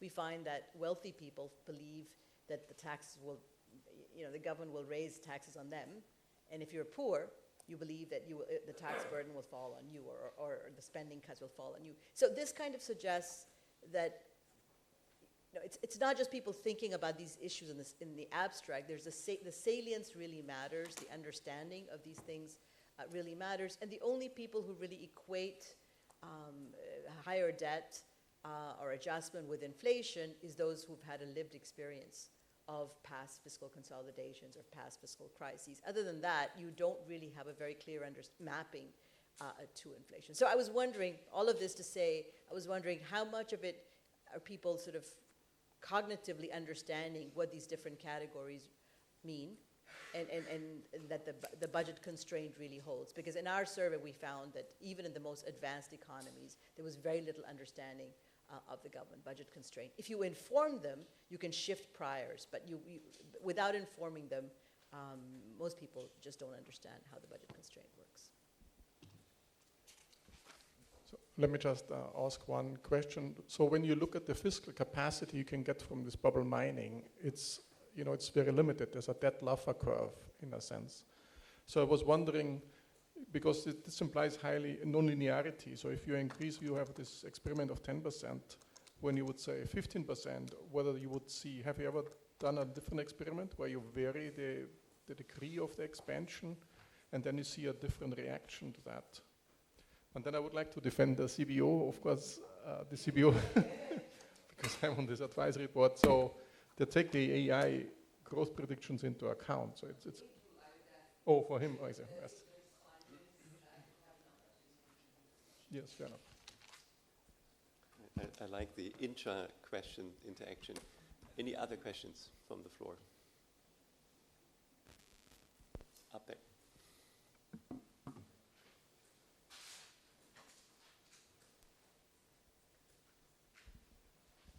Thanks.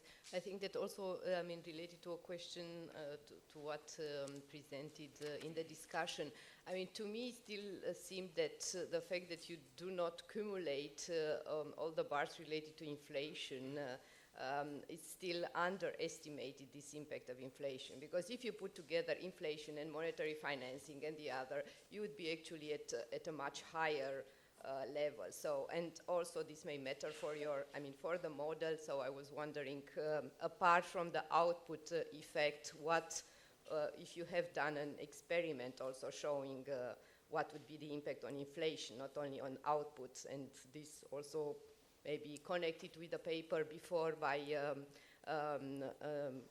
just the previous presentation, in which you have included in the Taylor rule a bit the same, that the monetary policy responds lower to inflation because taking into account the debt level, I mean, this must be an additional factor of increasing inflation. So, yeah. Okay. Only a few. There is one more. Okay, we go. Sure. Okay, this is more like a suggestion.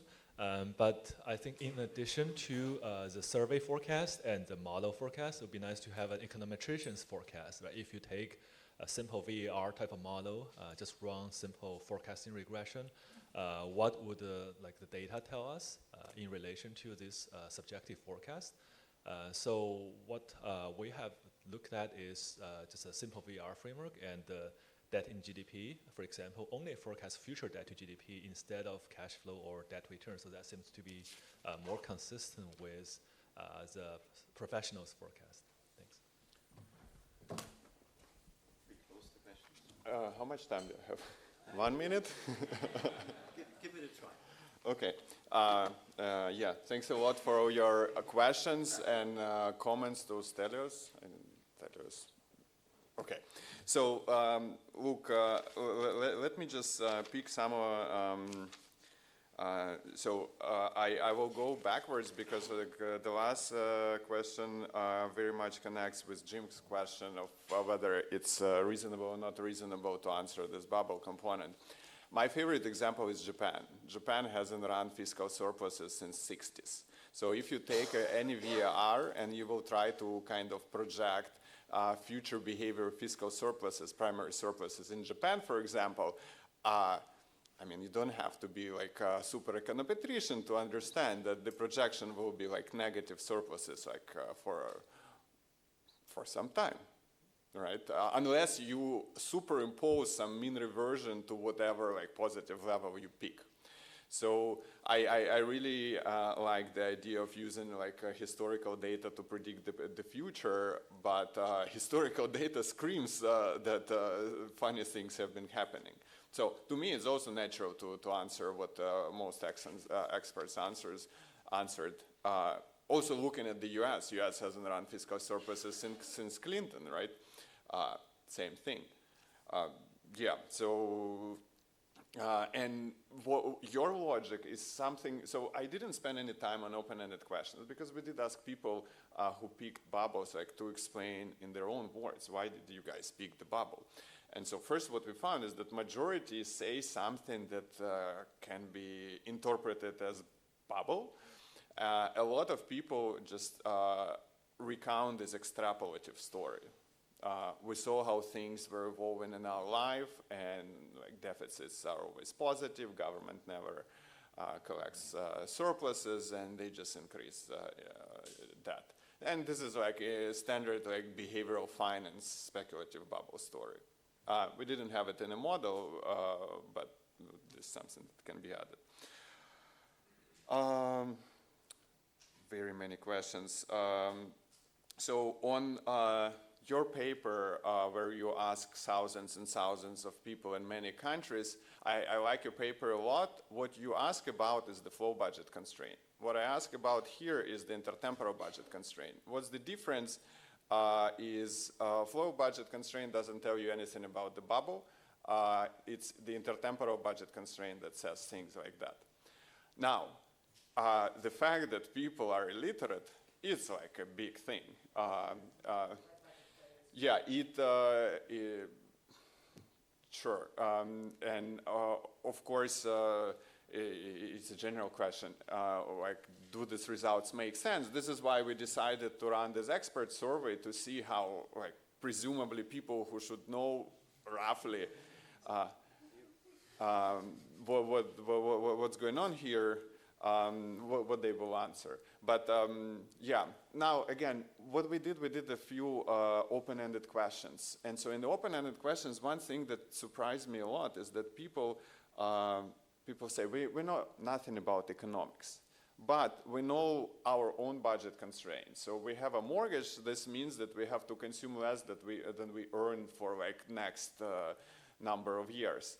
And so they clearly tell you a story of their individual household level intertemporal budget constraints. So maybe they don't know like our jargon, like surpluses, deficits, whatever. But and so based on this, some people, like quite a few, actually said like the government will finance its debt through surpluses because, like myself, I have to repay mortgage. So these people thought that the U.S. government has to repay its debt. I mean, of course, we know that it doesn't. But anyway, but I'm with you. So there is a lot of noise. I'm very hopeful, though, that when you look at the averages, that they're sensible. It's like I always like run surveys on my students when I teach. And so, like, if you look at, and ask them, like, what debt to GDP is in Italy, and the histogram dispersion is huge, but the mean or median is always at the right point. And I'm like, there is some universal law or something? Of course, no, but and this repeats like year after year. Tax base, yeah, we don't have growth, but we have this, so we phrase this tax base option, increased tax revenues thanks to economic growth. I mean, why we included it, a lot of people in these open-ended answers, they mentioned that U.S. economy will grow, and so the government will just automatically collect a lot of revenue. So in the model, it's just like, we don't have growth in the model, but we have deviation from steady state. Now, Marcus asked me about some non-linearities, and let me just show you this. We have many results on the thing. Here is we asked them what they think the financing will be if the level of U.S. debt is not 100% of GDP, as it is roughly now, but 150. And so in blue, these are old baseline results. In red, these are new results when the level of debt is higher. So somehow at higher level of debt, to them, this bubble component is less important. Default becomes a bit more important. Interesting. So there is some action. Of course, we asked this cool hypothetical question: what if there is no possibility of this bubble? And well, people mostly redistribute to primary surpluses. We didn't ask though we asked it at only one level of debt, which is like 100%.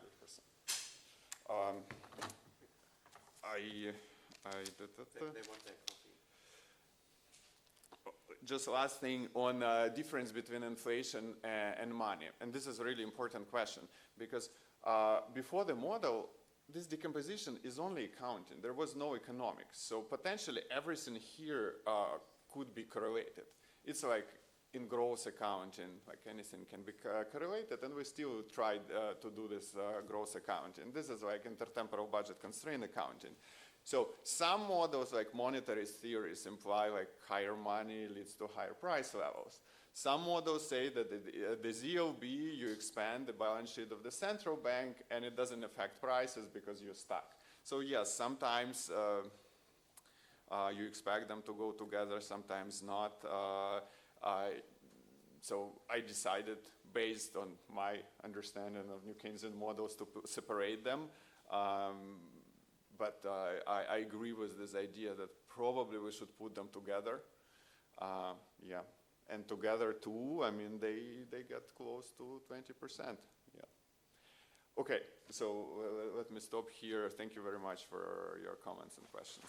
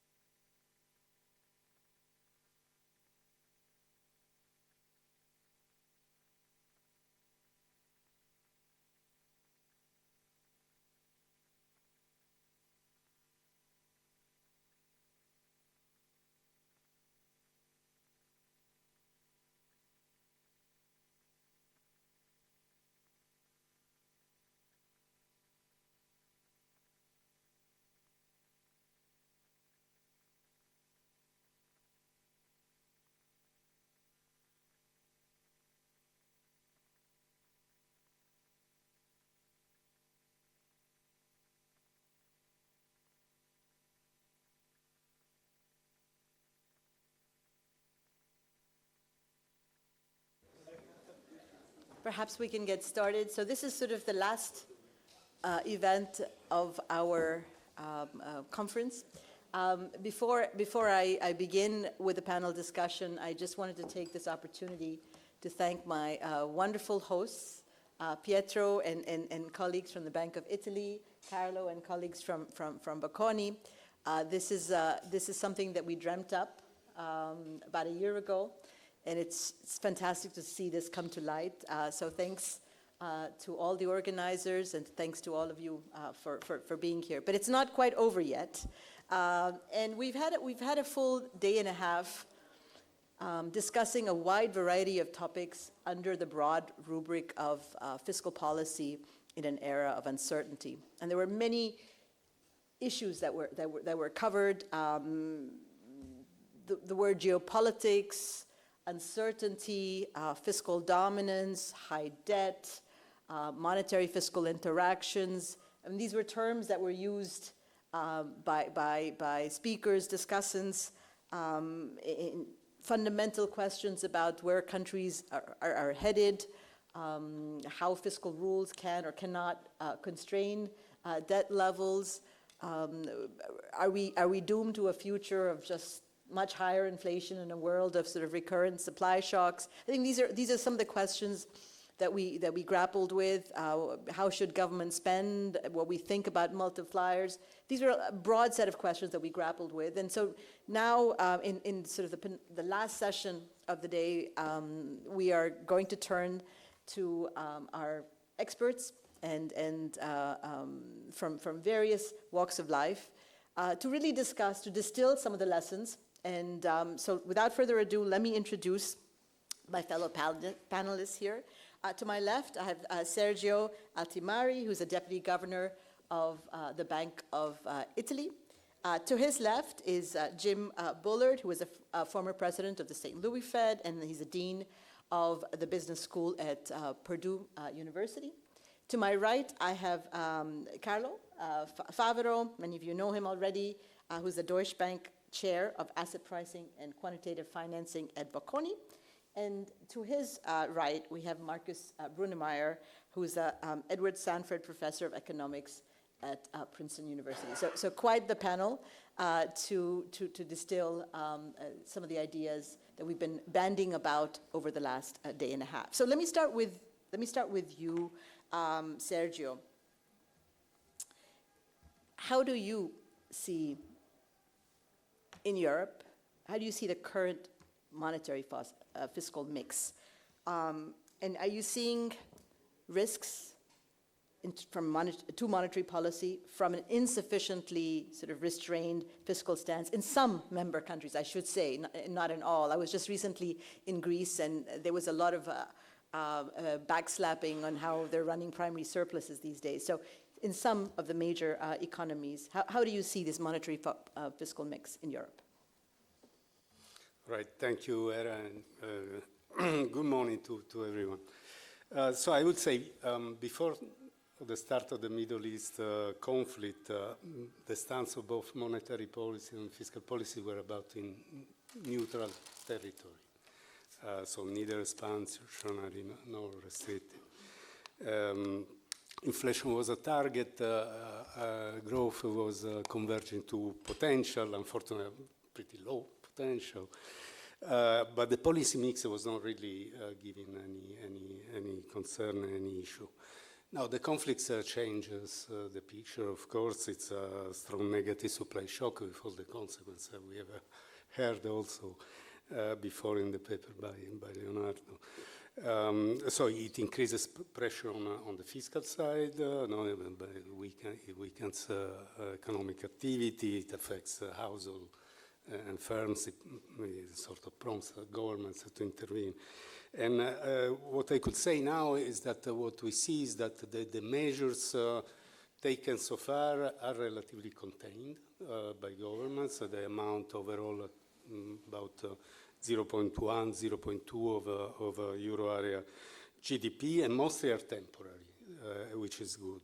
What is perhaps less good is that most of them are very general, untargeted measures. untargeted price measures, which also weaken the price signal, and they are costly, so they're difficult to sustain for a long time.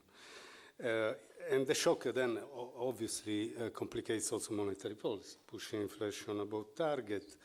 Here what we can say is that in terms of controlling inflation, the conditions are much better than in the last energy shock we had. Rates are about neutral level, 2%, they were negative. There is no the post-pandemic pent-up demand we had at the time. Actually, domestic demand is pretty weak. And there is no salary pressure from salaries, wages, and inflation expectations are well anchored. But of course, it all will depend on how long the conflict will last, and trade-off can get certainly worse. But let me enlarge a bit the horizon and what we see. I mean, at the global level is this huge increase in public debt over the last 2 decades. It doubled in the United States, it quadrupled in China. In Japan is above 200%.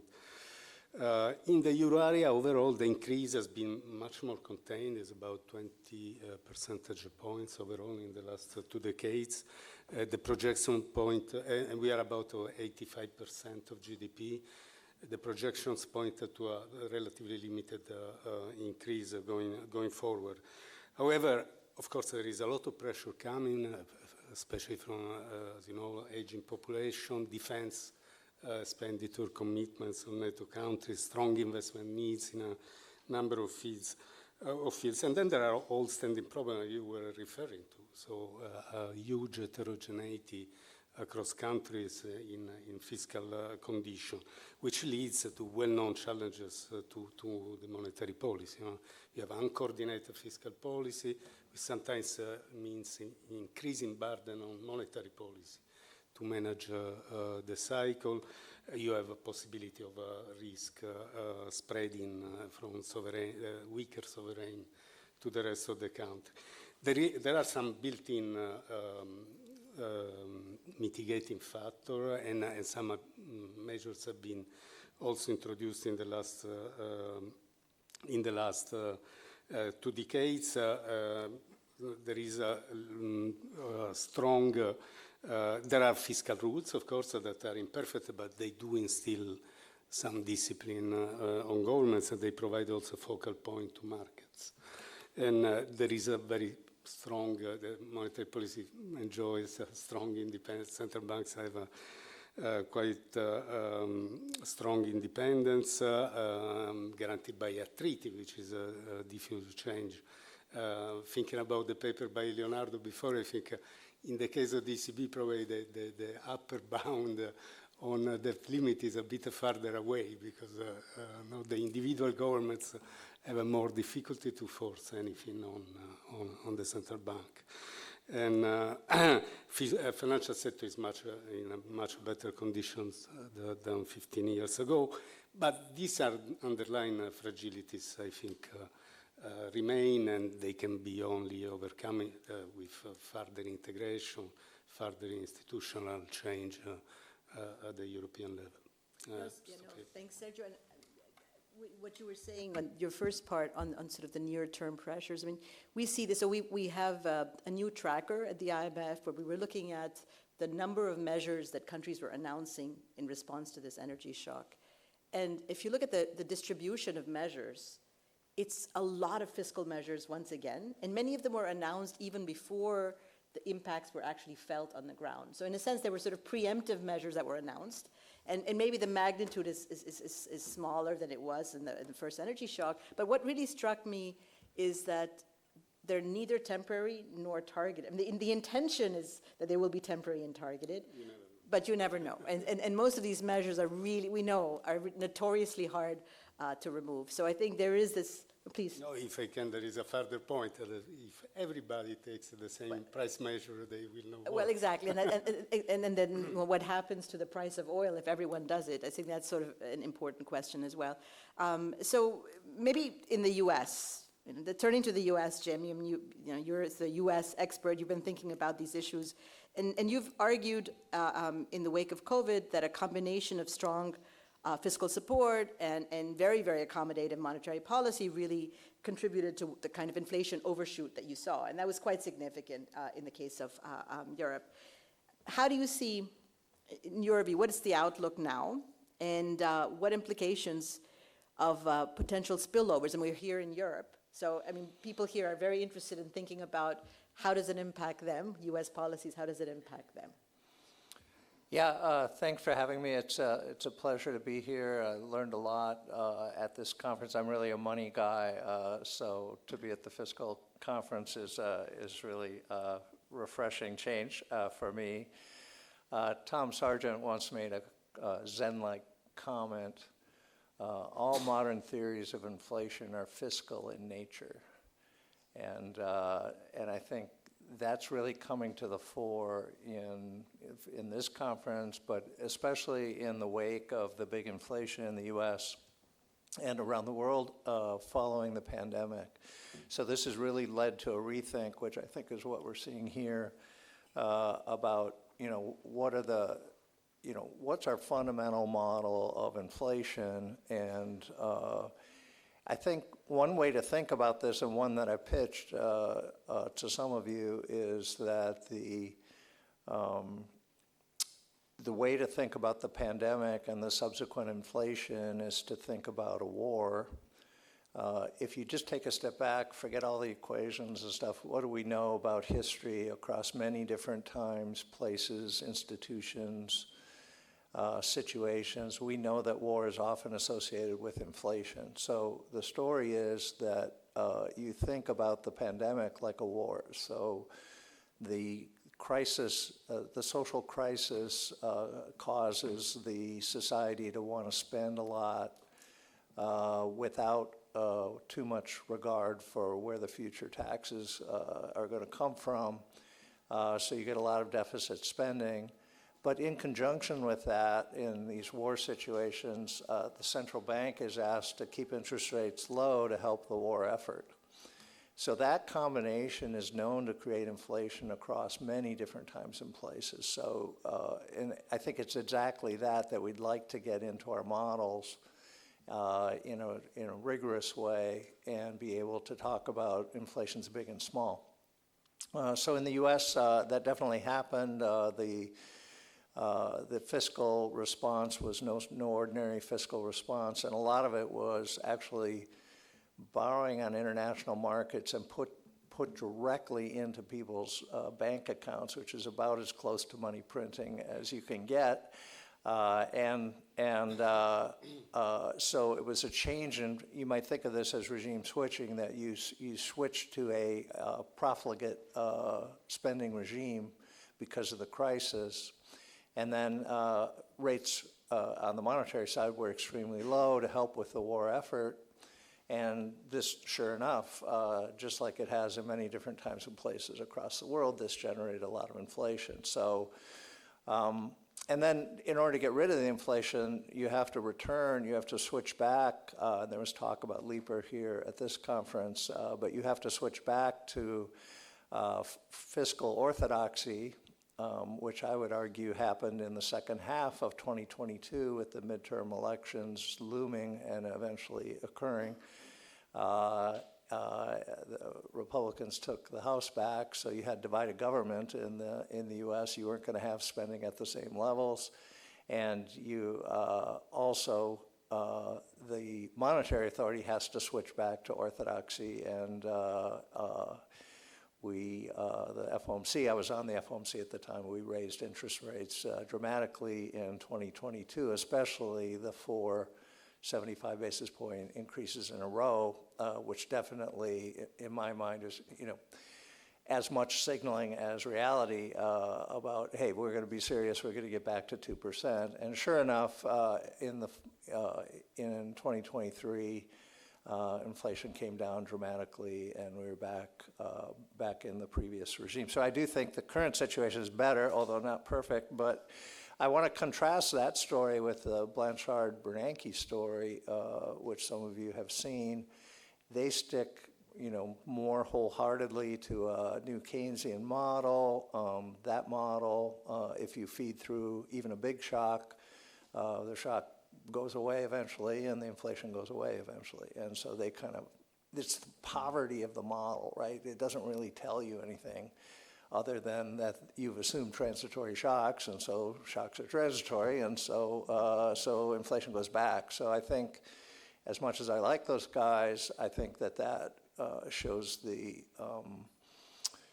limits on how much you can do with a new Keynesian model. For that, by the way, the model is designed for small changes in inflation in ordinary times. It's not really designed for the kind of fiscal monetary interaction that I'm talking about.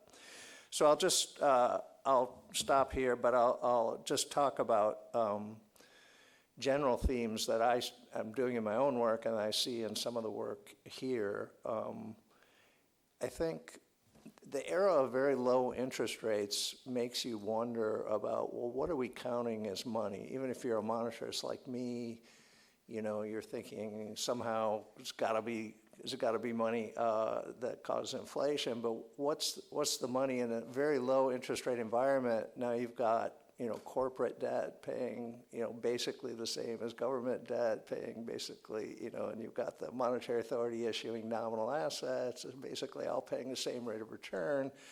So you don't have this rate of return dominance in the 2009 to 2019 era that Chicago School has been so fixated on for all these years. So I think what you want to think of is a little bit radical. Maybe the debt is just interest-bearing money. Federal debt is just interest-bearing money. And by the way, why not throw in corporate debt, also interest-bearing money? So there's just a lot of nominal assets out there in the economy. And if too many of those nominal assets get printed, then the price level is going to have to adjust. And that's your theory of inflation. So I think a lot of the theories here are kind of working toward that or thinking about that. That's been associated with bubble sort of theories because the monetary theory, the monetary part, the currency part, that's a bubble, right? You're trading around pieces of paper in that literature that have no fundamental value, but you're trading them because of transactions demand. But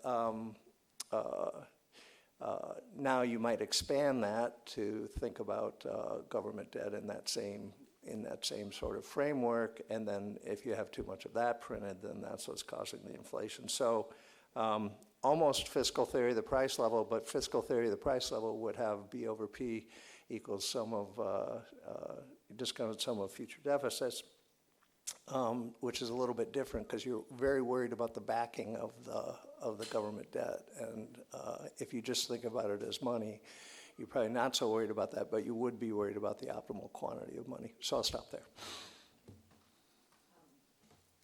Thanks, Jim. So lots of ideas. 2 points I wanted to make. I mean, you were saying the outlook looks good. I think what concerns me is that so far, longer-term inflation expectations have sort of stayed fixed, but they're ticking up in Europe, and in the U.S. it's not entirely clear if they're going to sort of remain anchored, and I think that's really people tend to have a history of remember a past history of recent inflation, and so there is a risk that if the current situation continues, that even in the U.S. you could see inflation expectations picking up, also because there's the AI boom happening commensurately, and there's a physical component to it. It's not just the equity market. There's an analog.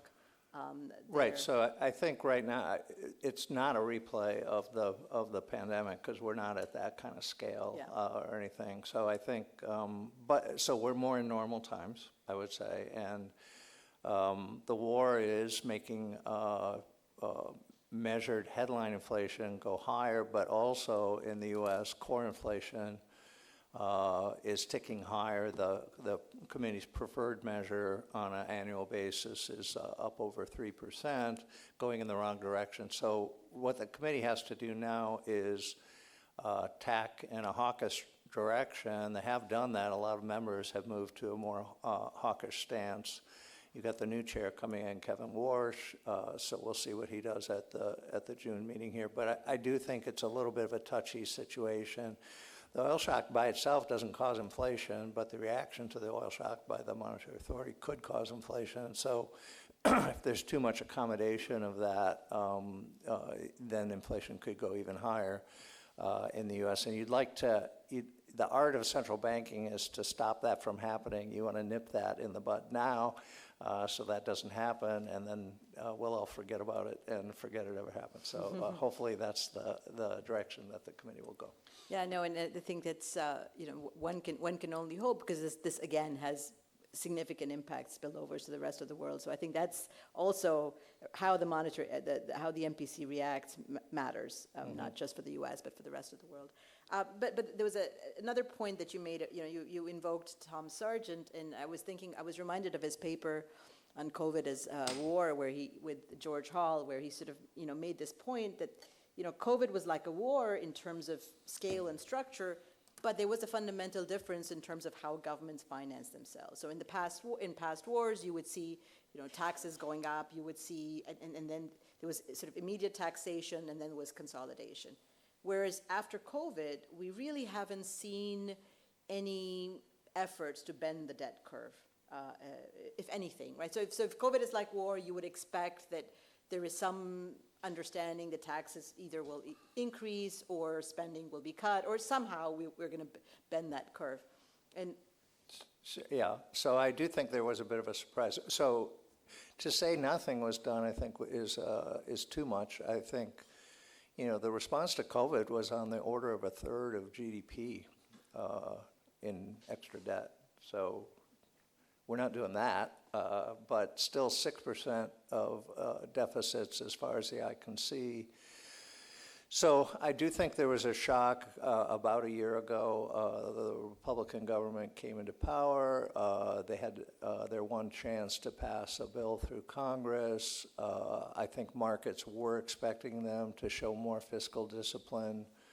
And then they didn't do that, and they didn't really do anything about that. And so I think that surprised markets to some degree, and everyone sort of scratched their heads and said, well, what's going on? How are we going to handle this 6%? So I think the best you can say is that the most hawkish members in the Congress, deficit hawks, came along because they were told a story about technological development in the U.S. and possible 90s style economic boom in the U.S., high productivity growth in the U.S. So a replay of the second half of the 1990s. I'm partly to blame because I often cite the second half of the 1990s because it was my favorite period in U.S. macroeconomic history. Maybe it's because my kids were the right age at that time. But the U.S. was talking about paying off the entire national debt by the time you got to 2000. Paying off the entire national debt. That seems and like there was actually a conference on it. And they decided not to do that. But it shows you how powerful, 4 or 5 years of 4% growth would be. And so I think they the conservatives hung their hat on that hook. And we're all wondering if that's really going to occur or not. yeah, and that kind of raises the question of, well, every now and then you're seeing bond vigilantes appear, you're seeing sort of movement and volatility and it spreads. Even if it's not just the first moment, you're seeing that there's a lot of second moment changes. So Carl, I wanted to turn to you. I mean, in this kind of an environment of heightened uncertainty, do you see sovereign spreads reacting more to realized fiscal outcomes or sort of revisions or lack thereof in expected fiscal paths in Europe and in the US? Right. Thank you for giving me the opportunity of being here. It's been really 2 great days. Now, if I come to the answer to Ira's question, my answer would be to none of them, right? And let me try and qualify it. So the way I look at, let's look at spread through a no arbitrage relationship, right? So if you look at spreads to a no arbitrage relationship, there are 2 drivers of spread because you take expectation under the risk neutral distribution. So what matters is the probability, physical and the stochastic discount factor or the pricing kernel. Now, two comments if you start thinking about spread in this way. It's very immediate or possible to relate fiscal fundamentals to the physical probability, but fluctuation in the stochastic discount factor have very little to do with fiscal fundamentals. And my intuition, and then I'll tell you more about this, is that fluctuation in the stochastic discount factor are truly important to drive spreads. Before I tell you about my intuition, let me have a second thought about no arbitrage pricing. Of course, no arbitrage pricing does not rule out multiple equilibria, because, of course, you can have the probability of a default, its function of the level of the risky rate, the risky return, right, in the simplest possible model. And my view is that the TPI in Europe was very effective in ruling out bad equilibria. And so even in this world of uncertainty and uncertain fundamentals, we observe very little volatility in the mean, and I would also say in the variance of European spread. Let me go back to the reason why I believe that fluctuation in the stochastic discount factor are important to derive spread. We run a kind of counterfactual experiment by thinking of, for Europe, of a European debt agency that issues bonds, and with the proceeds of bonds finance loans to member countries.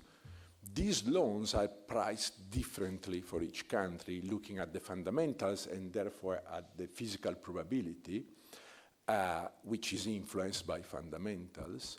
And so there is no debt mutualization, because if you are a good guy like a German guy, you get a different treatment from a bad guy like an Italian guy. Subjective views. Absolutely. I'm very bad in my wording, and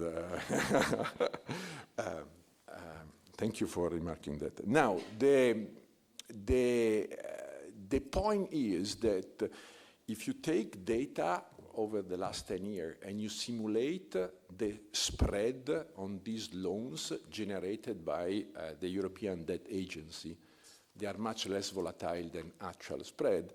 And this comes about for two reasons. First is that loans are priced according to a formula, and there is no sentiment influencing the formula. But the second is that the European Debt Agency, being large, price with a risk-neutral pricing. And so fluctuation of M, the stochastic discount factor, are irrelevant for the pricing of the European Debt Agency. Let me close by now trying to answer your question. Future trends or current situation in determining the spreads. Now, I think I'm very worried about trends in the debt to GDP ratio. And I think Ira just used the expression bend back the debt curve. And I think that is very difficult. One of the striking slides that I've seen was the first one projected by Dimitri at the beginning of his paper, in which he had projection for the debt to GDP ratio in the US going well over 160, 170%. That trend, it's common to many advanced economies, and I think it comes because of demographics. And it's very difficult to bend back this trend. And if you think about the impact of demographics on the government intertemporal budget constraint, and you internalize the effect of demographics on R, G, and the primary surplus, you immediately realize that demographic does not look good for all these three components in terms of debt stabilization, right? And this long-term trend makes me think that maybe markets are not sufficiently forward-looking when they price government bonds. Of course, the worst is to come well over the 10 years horizon, and the average duration of debt is much less than 10-year horizon, so you can still think that the market are not, they might be concerned, but are not enough long-term instrument around to see that. But bending, so I think that future fundamentals are giving a very strong signal about the difficulties on bending back the trend of debt to GDP. No, I think on your last point, I mean, every time I look at the U.S. Stock market, you really wonder, I mean, there's sort of a bit of a disconnect between the fiscal, and maybe this is related to the growth story, and maybe people are thinking there's just going to be such a productivity boom that AI is going to be the savior, and so as a result, why worry about the demographics component, sort of or why worry about the fact that fiscal profligacy in some of the largest economies, U.S., China, France, South Africa, and so forth, why worry that this is going to cause any problems or any alarm? Yeah, I mean, it's almost entirely Silicon Valley, and so that's one thing. It's very narrow, I would say. And I think if you think about the 90s, we've seen this movie before. But I think the internet bubble, it was a good bubble. Right, so you had the bubble. You certainly had excesses. You had firms that went out of business for sure. But basically, you put a whole new technology in place, and it did drive productivity in the U.S. and around the world since then. So I think this will also be a good bubble in the end. But there surely is some kind of day of reckoning here. Not everybody's going to make money on this. So yeah. So in this world of uncertainty where we're not sure who's going to make money or not, I mean, how do you see this interaction between fiscal and monetary policy, particularly in Europe, where you have a much more fragmented financial? Things have improved quite a lot since the crisis, but the banking system still remains, the financial system broadly still remains fragmented. So how do you see the risks here? Yeah, let me just perhaps dive a little bit into some theoretical reasoning. So I would like to say that as uncertainty plays up and demographics come, I think what makes the interplay between monetary and fiscal much more with tensions is the high debt level. Because whenever now the central bank is raising interest rates, it immediately has huge fiscal implications.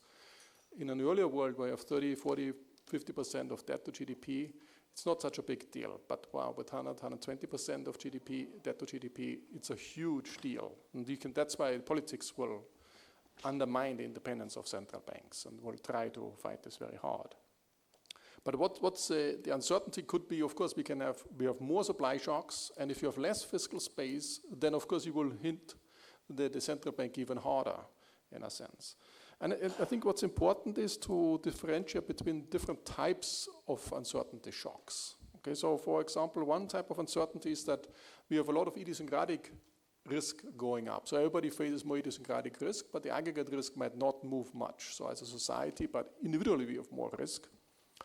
And this actually might help the fiscal situation because it leads to flight to safety. So as long as your government bond is a safe asset, people will actually get out of the productive assets, but they go into safe assets. It doesn't help the growth rate of the economy, but it helps the government financing. And I think this, to some extent, as long as the government maintains the safe asset status, that's for the US, Germany, but also for local safe asset status for other countries in Europe, that's fine. It depresses the real interest rate, makes it lower. Actually, it also makes it more likely that the real interest rate goes below the growth rate of the economy, and then you can actually have a bubble component, and what we just have heard in the previous talk, the government can roll over more easily its existing debt level. So that's for a case of idiosyncratic risk. Now, for the case of aggregate risk or global risk going up, the picture is very different. That's actually when the safe asset status becomes more wobbly, even the local safe asset status becomes more wobbly, and people might not perceive the government debt as a safe asset, as an asset you fly into flight to safety, you fly into risky times and have a negative beta, cap M beta. then actually the beta might change, might suddenly become a positive beta, and then you lose your safe asset status, or just the perception you might lose it will ask, the investors will ask a risk premium for that. And that's actually, is way more dangerous in a sense. And then the tensions between fiscal and monetary tensions will be much more severe. So typically, let me say, it is of high interest for a country to maintain the safe asset status, even if it's a local one, like for Italy and other countries. And typically, you would like the central bank to help out on this. So for example, in March 2020, there was a run on long-term government bonds in the US, on the US Treasury. And the Fed stepped in and helped out and maintained the safe asset status of the long-term Treasury, because only the reserves became the safe asset. And the intervention by the Fed helped to maintain the safe asset status of the long-term Treasury. Now, so the Fed or the central bank can help to maintain safe asset status and avoid bad equilibria. But of course, in a world where the tensions are very high between the two players, it's actually much more difficult. So if you think about the tension the central bank has, it says, okay, we have to maintain a fiscal, prudent behavior, and typically there are two pillars to maintain that. One is, fiscal rules, all of the various rules, fiscal councils and so forth. That's essentially one way to do it. And the second pillar to maintain the fiscal discipline is market discipline. So whenever, do some strange things, the interest rate is going up, and that's why you don't do strange things or things which are, and we can see it now.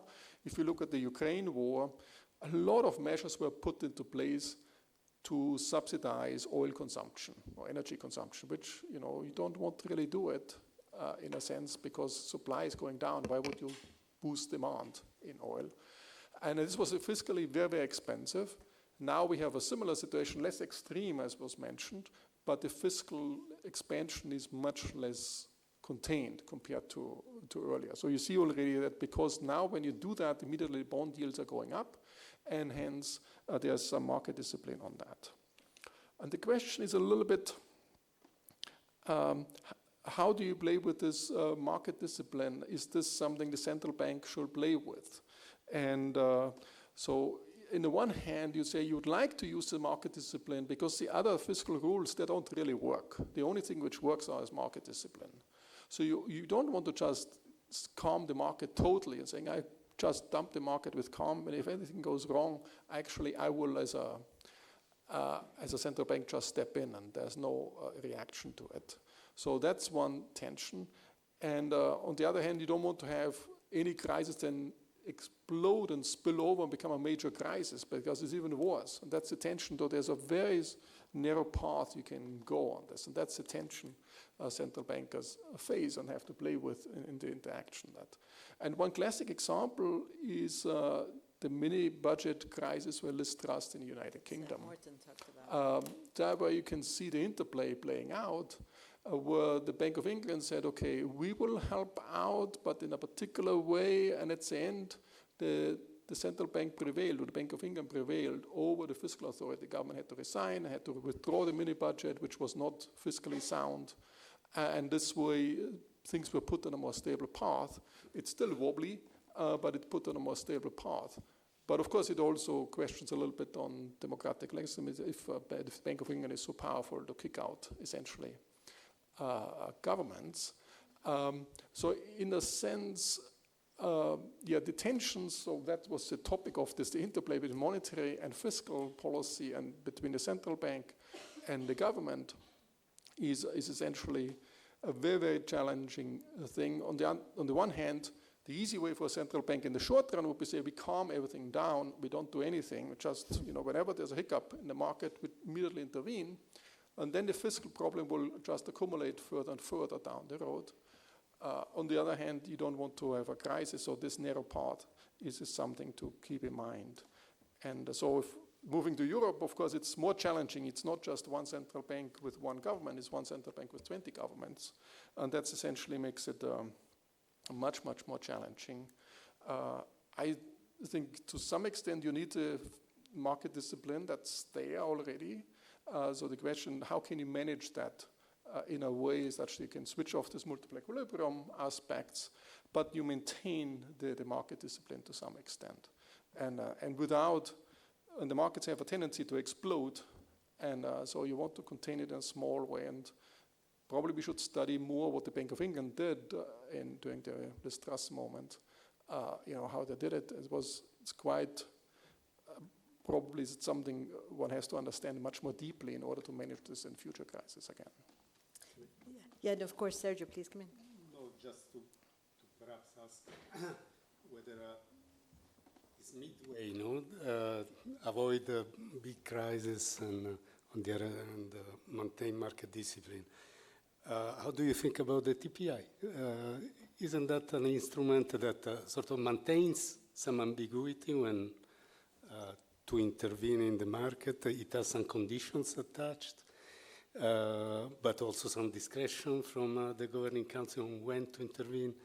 I just wanted to hear your opinion because you're right, the Bank of England managed the situation very well, but it's not a permanent instrument in place, it's just an ad hoc response.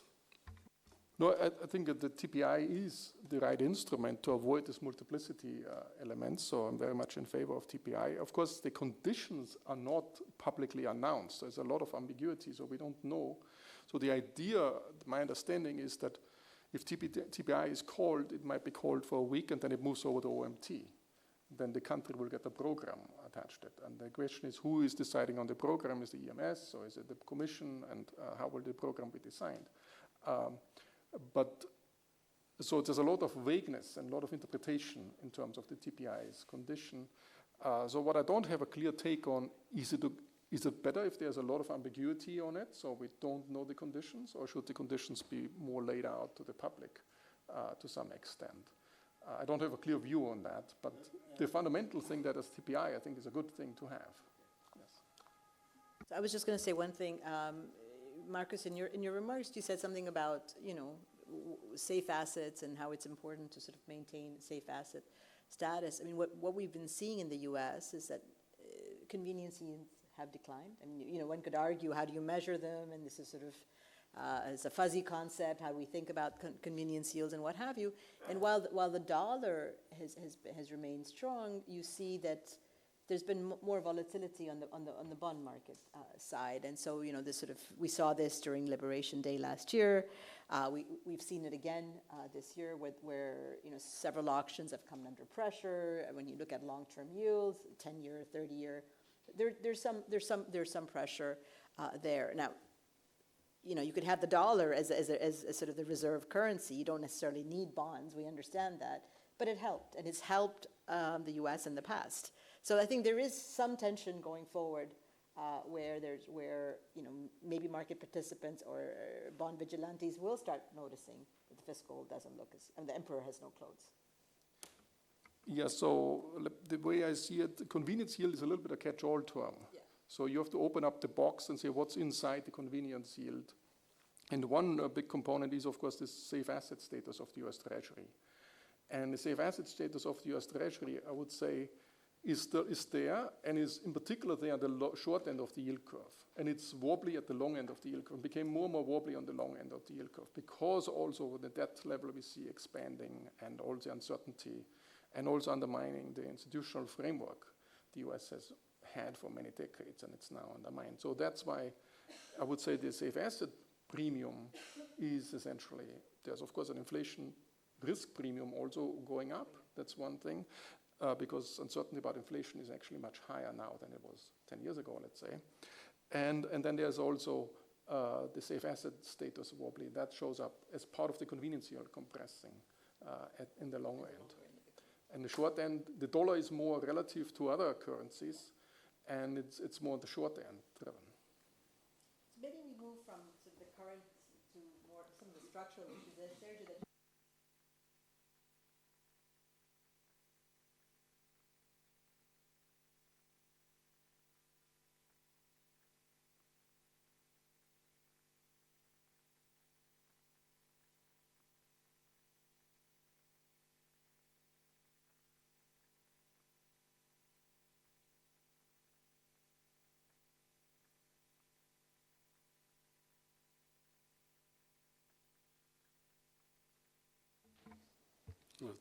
Okay, so I would say, first of all, it's clear that Europe needs a huge investment in all these fields if it wants to keep a pace, also not deepen the gap with other major economies. And estimates actually increased by the day. The latest by the Commission pointed to more than 1 trillion euro annually only for energy defense and digital transition.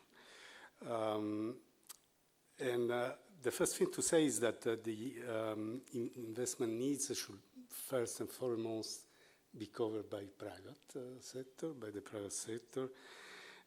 Actually, I think the investment gap relative to the US, for example, is mainly on the private side. There's not so much on the public side. So for this reason, of course, all the initiatives to deepen the single market, completing the integration of the capital markets are absolute priorities because it will allow to scale up a business, allow firms to have larger investments and so on. And exploit also domestically the large savings that goes away from Europe every year, a large amount. A second point, there is of course a scope, a role for public intervention, not only because public funds can sort of be a catalyst for private investment, but most important because many of the projects are needed are common European public goods. And in that respect... Just to interrupt you there, I never quite understood why escape clauses were invoked for defense spending. I mean, it makes sense to have sort of defense as sort of the classic public good for Europe. So absolutely, but then this brings me to the latest part of your question, which is, of course, I think they should be financed centrally. That will be important. In part, you mentioned that some investment may be just too costly for single countries. There are national spillovers and substantial economies of scale are implied. And this is not to say that national policies cannot have a role, but if uncoordinated, they lead to large inefficiencies, under or overspending, depending. And of course, one could imagine also more coordination without centralized financing. And indeed, there are a number of partnership agreements, joint procurements going on, but it's a bit of a patchwork, And in my opinion, I mean, to have a centralized financing also means joint planning, so with a big advantage in terms of efficiency of the public side of investment. And finally, last reason, we need desperately a large amount of safe assets at the European level, which could be the backbone of the capital market union, and also attract, promote, make investing in Europe more easier, more attractive, facilitate single monetary policy.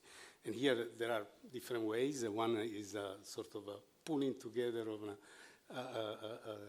tranche of national debt. There are some work also by Professor Brunner-Meyer, of course. It's been one of the first proponents of this idea, and there are workable solutions to avoid transfers from low discipline to virtus, the burden from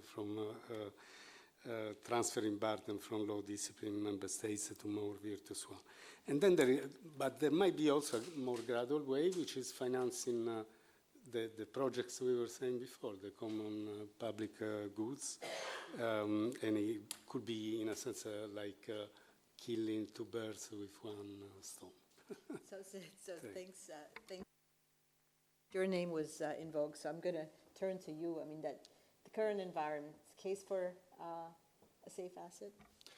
Definitely yes, I would say we need a European safe asset. I think it would be good. The emphasis probably is European, and the emphasis is that the current problem is not a lack of safe asset in terms of size. The European size is small, but in total, we have a lot of safe assets because those governments issued so much debt. But the asymmetric supply is a problem. So whenever there's a flight to safety, it leads to capital flows out of the, south into Germany and all this, and this destabilizes the whole system. There's additional risk premium on it, which we don't need to really have. And it's just costly. So to have to make it a European, symmetrically supplied European arrangement, I think it's much better.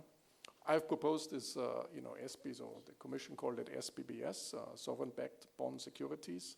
At some point was very close to be implemented, but then the Next Generation EU funds was replacing it. And what I'm skeptical about, so I'm also fine to finance common European projects with European bonds. It will be way too small in terms of having a really large European safe asset. And it will also be, it will not rival the US Treasury. So there is right now, the US Treasury is a little bit wobbly on this one. There's some space for Europe to come in. But to finance public goods, European public goods with new debt, you also have to have some tax backing. So as long as you don't have any European taxes, so there's no, Alexander Hamilton moment, that Alexander Hamilton moment would mean you also have European taxes. And when the Next Generation EU debt was financed or was issued, there was the idea to issue some digital tax or some other tax. So I might not be a fan of digital tax, so I don't want to tax the future in a sense, but there has to be some tax revenue to back these bonds. Because what we see at the moment are the European bonds, they are initially traded at equally at a low yield because the ECB was buying them and the inflation was depressed, but the ECB cannot do QE if the inflation is too high. So there will be then, essentially European bonds will not be considered as safe asset as long as there's no tax backing. And so we have to have a joint debate in a sense saying, okay, we have this common European projects, we might issue some safe asset, but we also have to work on the tax backing as well. And that's, I think, where the tensions will come in because the national authorities have to then give up some tax revenue to the European authorities.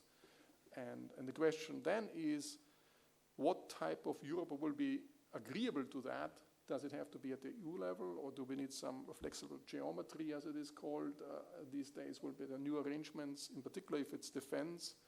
There might be some countries not willing to go so much in defense because they're much further away from the Ukraine war, and other countries might be more willing. So there might be different arrangements. And of course, what I don't want on the other hand is like having a safe asset, which is one for this project, one for that project. That would kill the liquidity. And these are the tensions one has to figure out.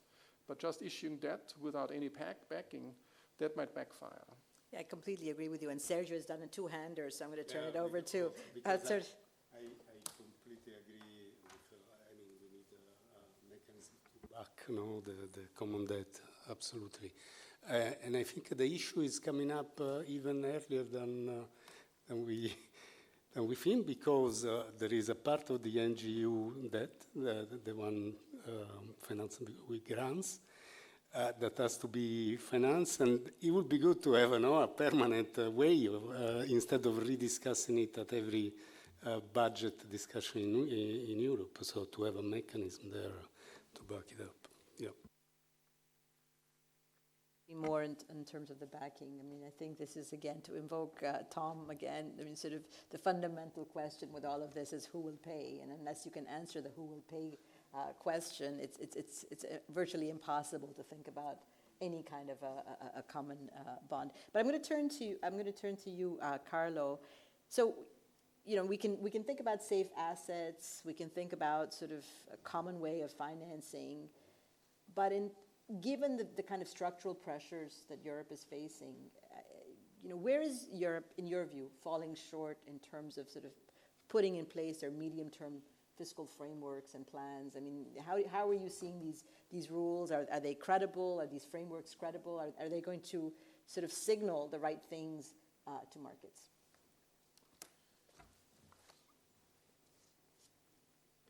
This is, I think, a very important question, and I like to answer to it from taking the econometrician point of view, right?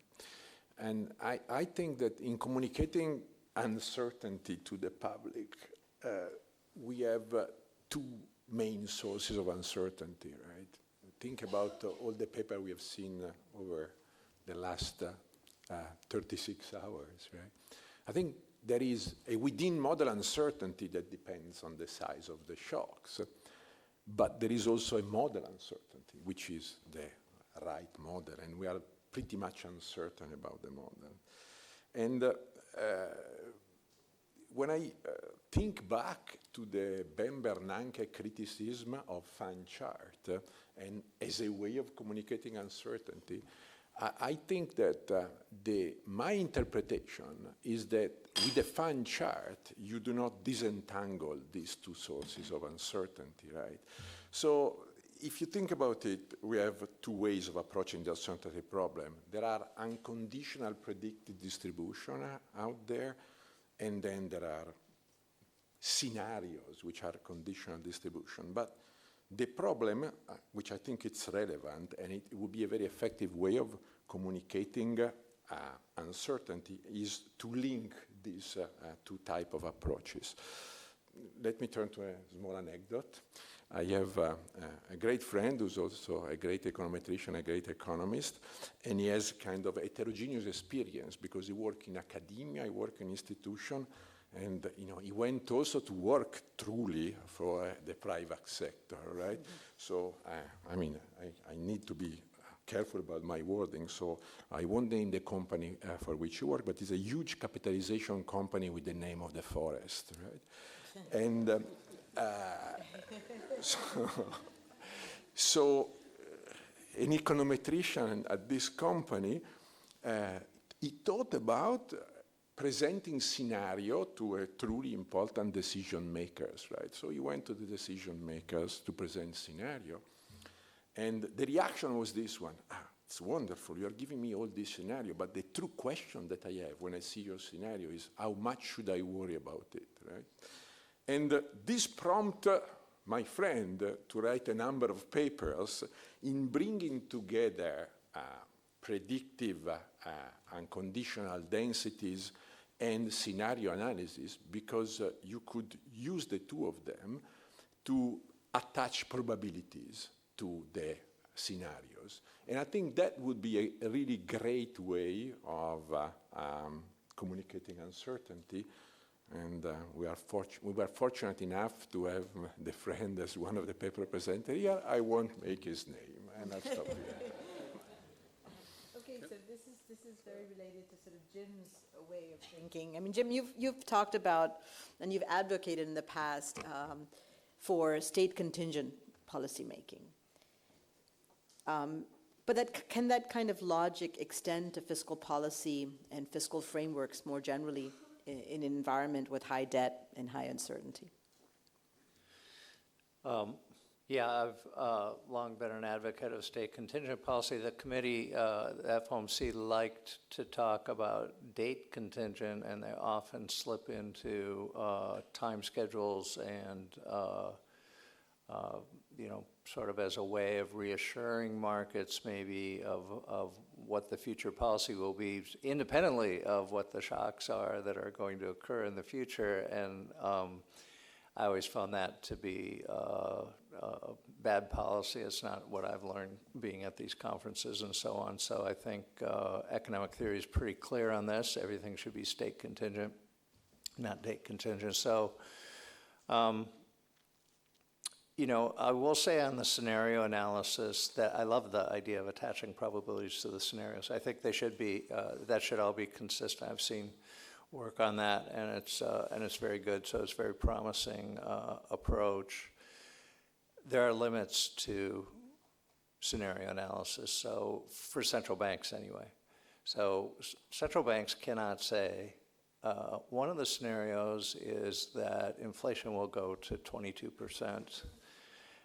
So all the scenarios point back, to inflation coming back to 2% in the medium term. So, what you want the scenario analysis for is to put more emphasis on what the tail risks really are, and then maybe you take policy to protect against the tail risk. but then you can't hardly express the tail risk because of the nature of the institution. So I think because of that, there's some limits. You also, at least in Washington, probably here in Europe as well, but you can't have a scenario that says lunatic government runs out of control and terrible things happen in the economy. That's not one of the scenarios, but that's something you should probably put positive probability on. So I think... Is that a tail risk? Yeah, exactly. So I think there are kind of limits to this, and I have been frustrated with the scenarios that the Teal book has outlined, because they're kind of benign looking possible alternative things that could happen, but interest rate paths don't really change all that much, and inflation paths don't change all that much, and maybe you could have a recession scenario, for instance. One of the problems in this business is that we never forecast a recession, and you probably shouldn't forecast a recession because they're kind of unforecastable. But you should have a scenario that says, well, we got hit by a bad shock and we went into recession, what would we do in that situation? So there, I think, really useful.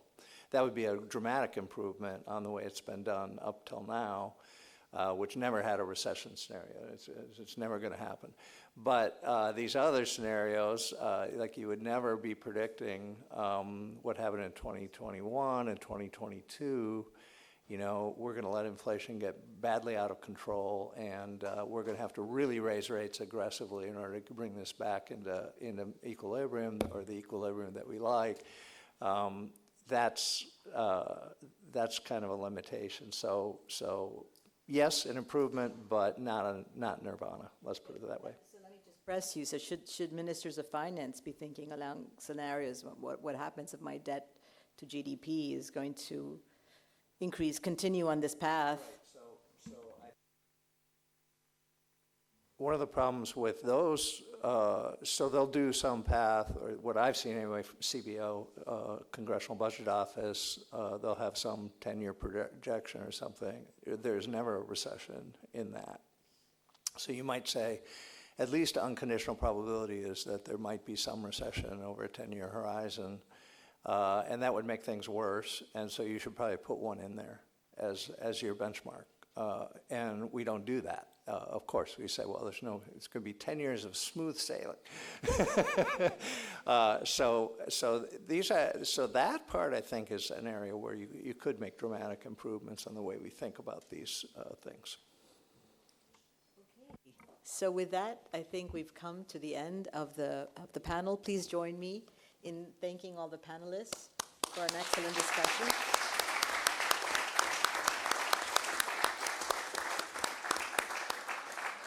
And that sort of brings us to the end of our conference. And I just wanted to again reiterate how thankful I am to our fellow co-organizers from the Bank of Italy, from Bocconi, and all, to the team back in Washington that helped organize all the logistics. And as I always do in these conferences, I take this opportunity to announce the next one. So I hope to see many of you. Our next conference is going to be organized jointly with the Bank of Spain and the IDB.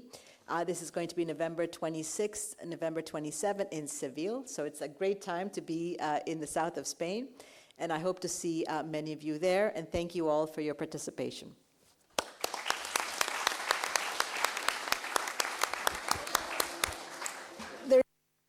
Before you leave, there's one more announcement to be made. Just a practical information for those of you which will join us in the visit at the Palazzo Barberini. We should meet out there at 3 p.m. sharp, because at 2:40, very sharp, so it's 2:40. 2:40, because... Yes, because at 3 o'clock we will get into the palace. So okay, so thank you very much. Is it lunch now? And now it's lunch.